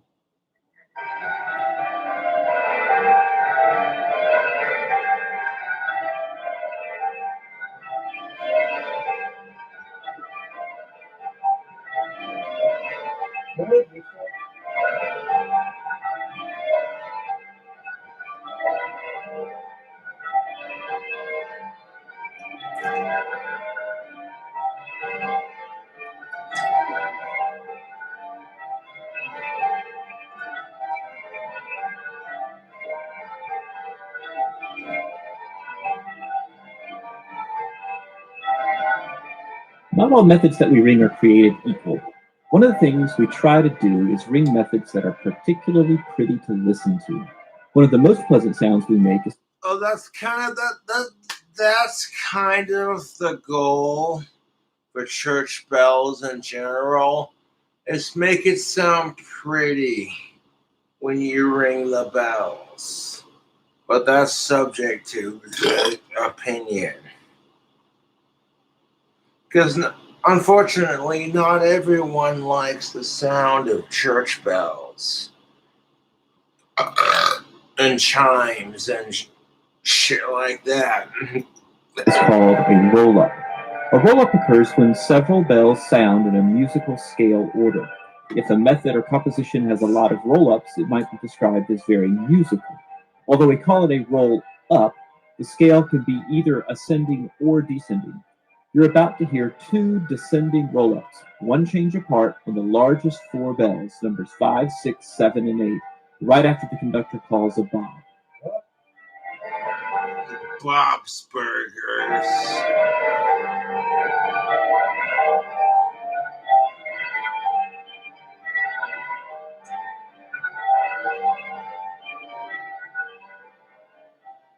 The old post office in downtown. The old post office, Washington, D.C. 10 bells, Whitechapel, 1976.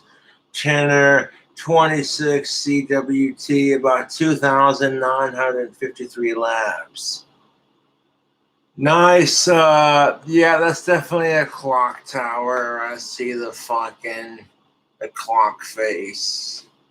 If you're a bell tower with at least one clock face, then you qualify as a clock tower. There is a distinguished difference between your bell towers and your clock towers and your steeples. Little minor differences. I'm not trying to spurg out, but Downtown Washington, D.C. is home to the official bells of the U.S. Congress. They were a gift to the people of the United States from an English foundation in honor of the 1976 bicentennial. They were intended to be a replica of the bells that hang in Westminster Abbey. I've spent a lot of time ringing these bells and even crawling up among them inspecting ropes and tightening nuts and bolts. The building is owned by the government, but it's leased to a certain infamous hotel operator for now. However, the bells are not part of the lease, and the tower is even open to tourists. So if you're in town, Come check it out. Fuck yeah, if I was in town, I'd check that shit out.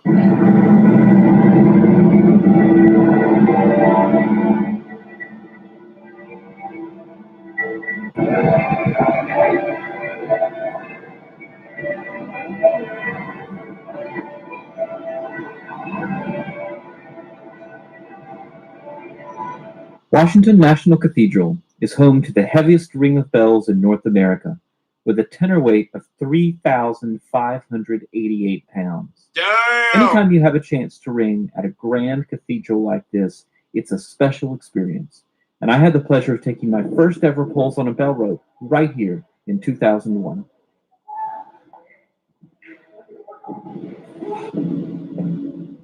There are several unique features of this tower. First of all, there are two completely different types of bells in it.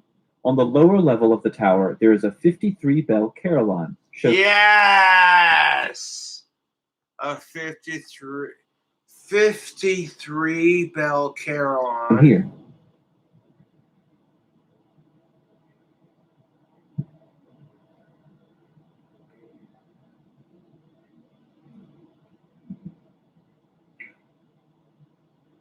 In a carillon, the bells are hung stationary.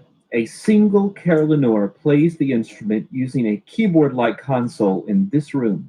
Each key, called a baton, is mechanically connected to a hammer that strikes the corresponding bell when the baton is pressed.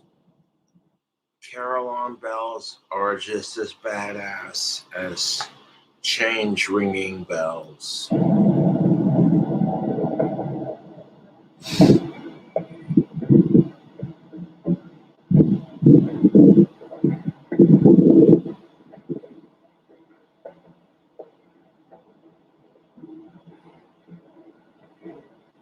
The ringing chamber for the change ringing bells is upstairs, above the carillon.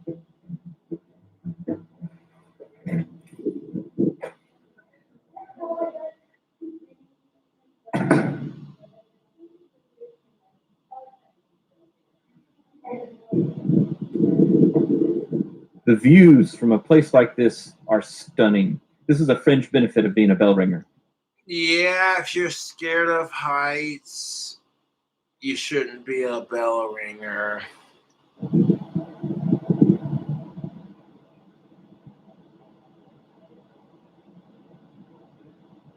And having it just open like that is completely unsafe. You need to fucking tie off that view with like some chicken wire and a bunch of shit so people can't just fall out of the tower kind of thing. You know what I'm saying? Like,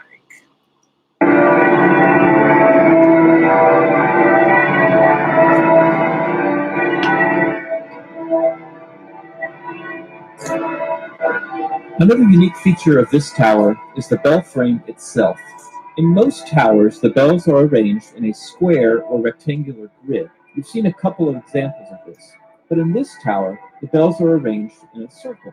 the bells are arranged in a circle. Yes.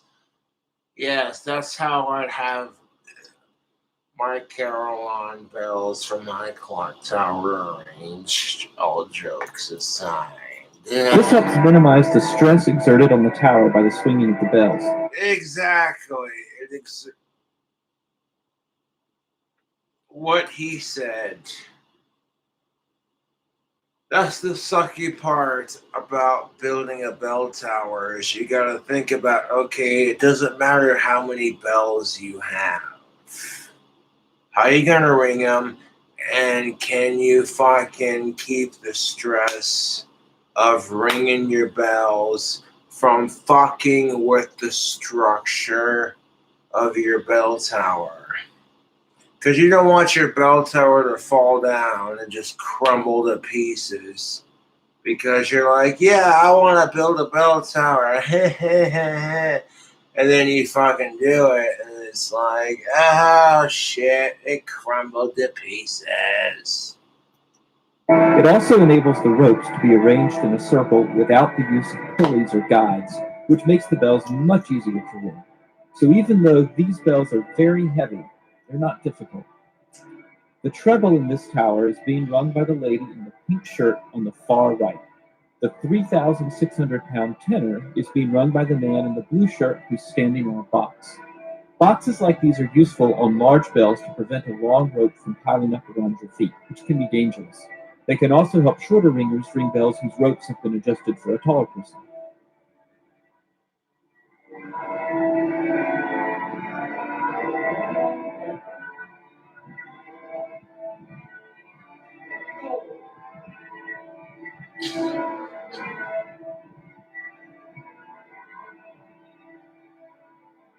Yeah, you bet your sweet ass I'm watching this whole documentary.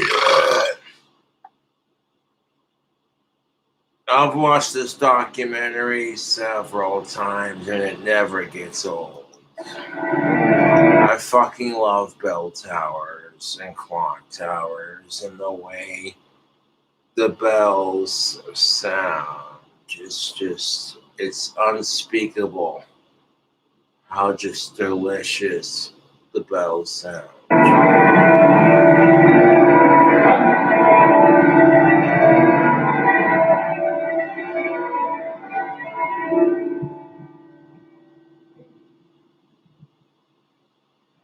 I've rung these bells many times, but rarely got a chance to sit and just listen.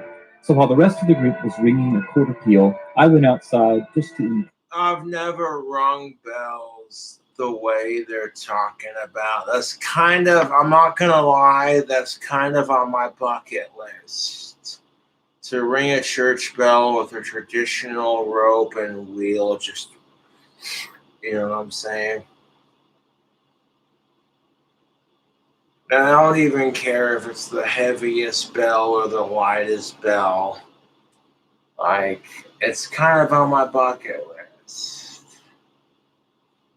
And it's like, you know what? I will build my clock towered mansion one of these days.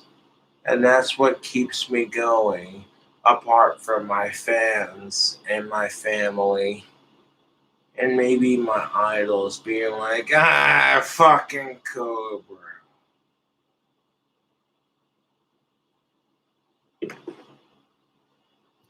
Joy.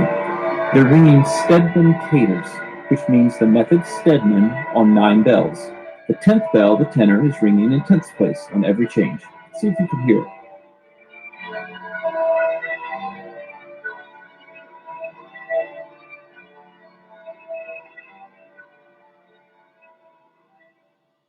My last stop on the tour was here, in Raleigh, North Carolina, home to a fun little 8-bell ring at a historic church downtown.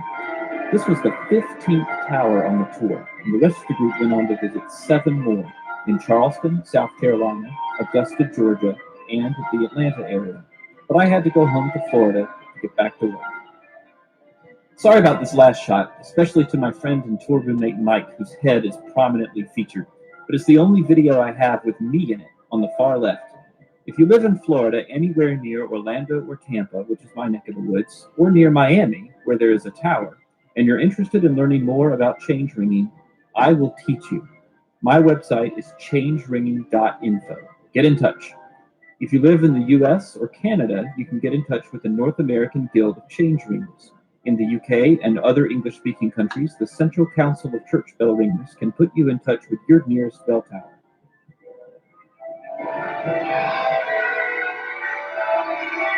And to all my friends from the tour, all of whom are much better ringers than me, had a wonderful trip. Thank you to all of you. Hope to see you again soon.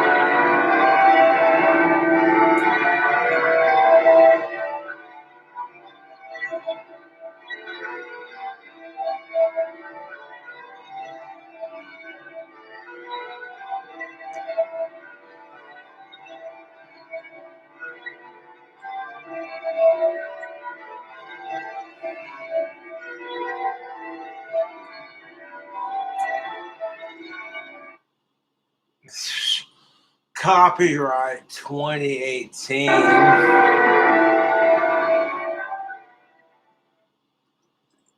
Holy shit, YouTube. That's. Yes. Throw this away and take a leak. Go outside, grab my slippers, and go outside.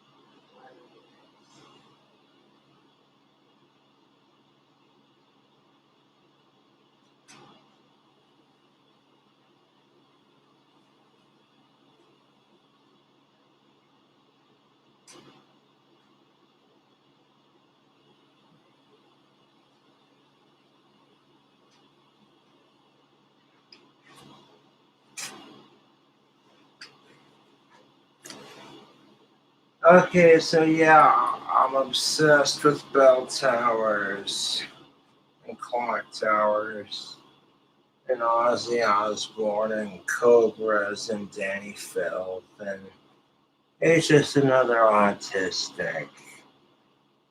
Eh.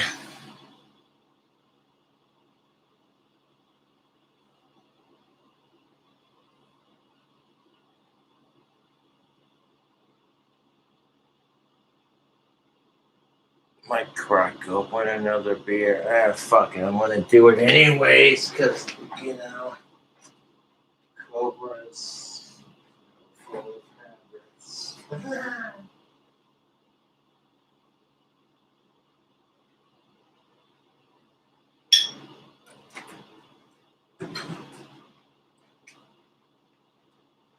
The last beer in chat, YouTube. Oh, let that drip onto my pajama pants. I don't care. This is the last beer, okay, that I have purchased. Punk Rock says, chug it. Yes. I can't really chug it, but I'll enjoy it. You know what I'm saying? If you want to contribute to the King Cobra JFS channel, PayPal's the way to do it. Buy some tactical soap, buy some t-shirts. Yes. Chug that shit, bro. Punk Rock says, yes. Mm.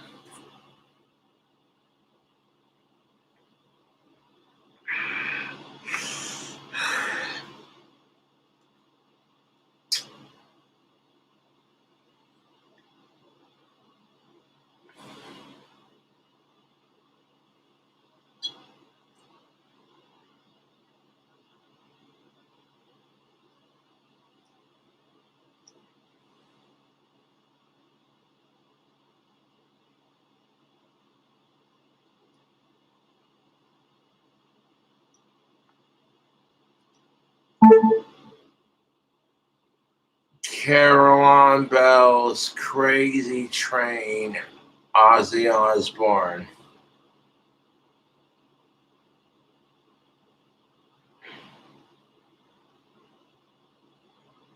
I pulled up some videos for you. Yeah, I bet you did.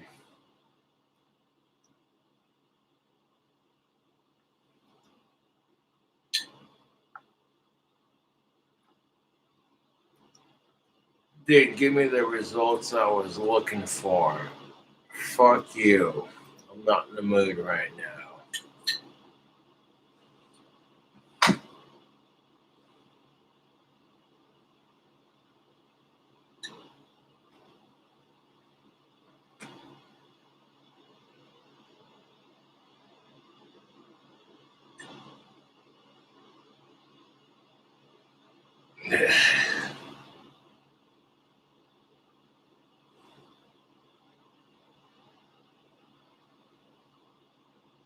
When you start to realize the world sucks and we're all just making the best of our shitty reality.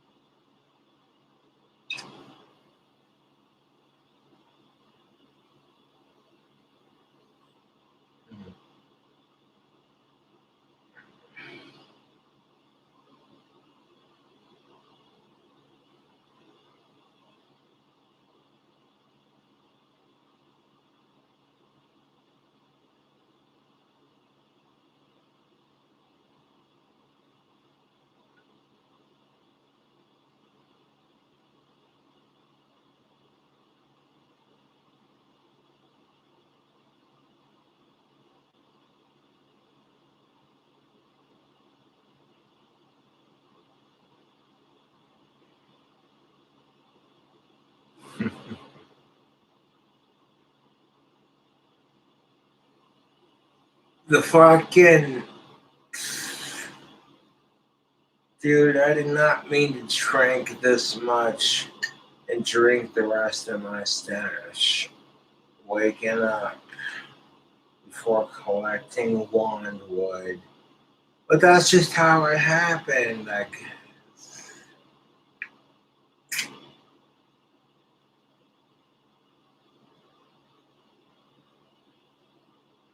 that's alright, because as long as I maintain my shit when I'm in public collecting wand wood, then they can't say shit. Yeah, it's good to be king.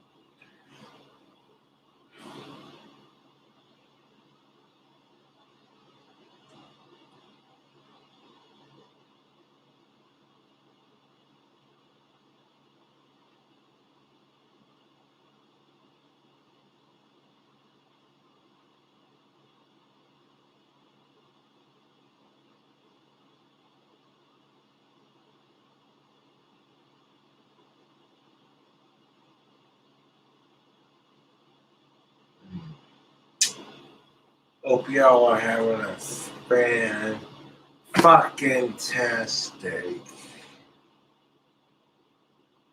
Yes, I hope y'all having a fan-fucking-tastic day. It's Saturday. I've had a couple beers. And I want to take a shower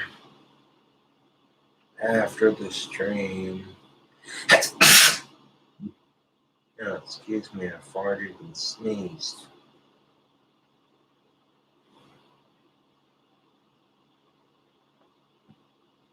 Yeah.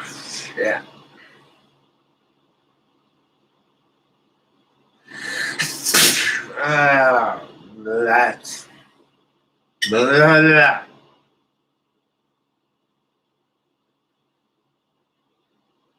The fuck. Went from doing funny voice impressions to, oh hey, here's a video about bell towers. Yeah, classic Cobra, dude.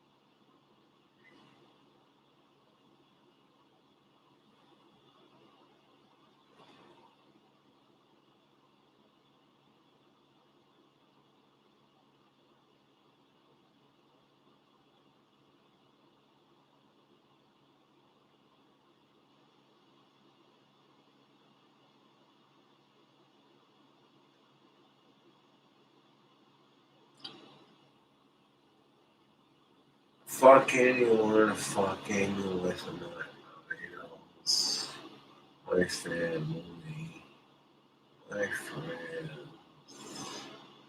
It just shows how desperate you are.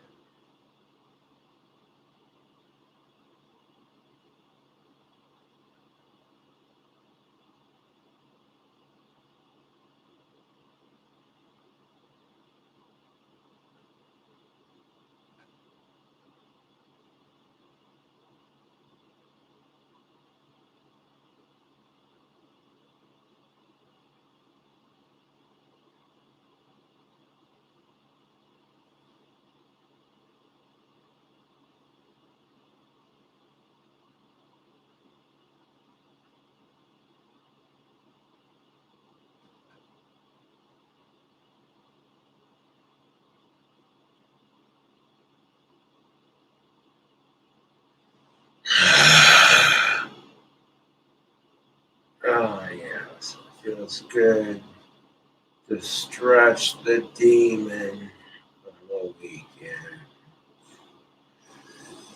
Yes. Mm.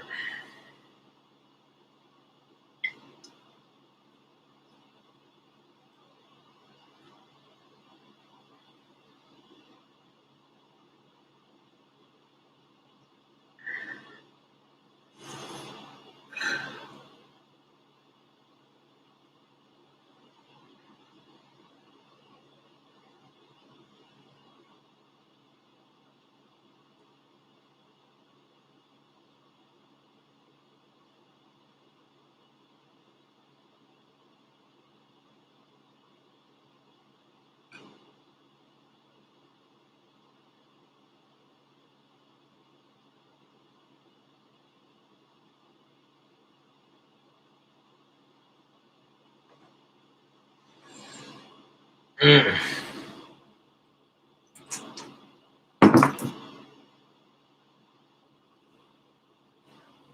Appreciate y'all tuning into the stream.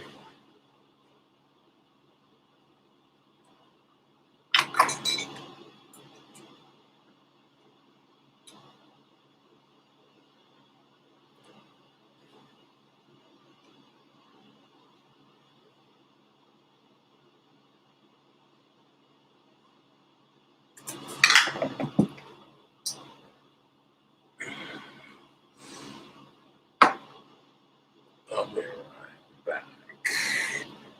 Gonna have a smoke on my tobacco pipe. Yes, their cult leader needs to have some nicotine. Even though I'm a cult leader, I got respect for.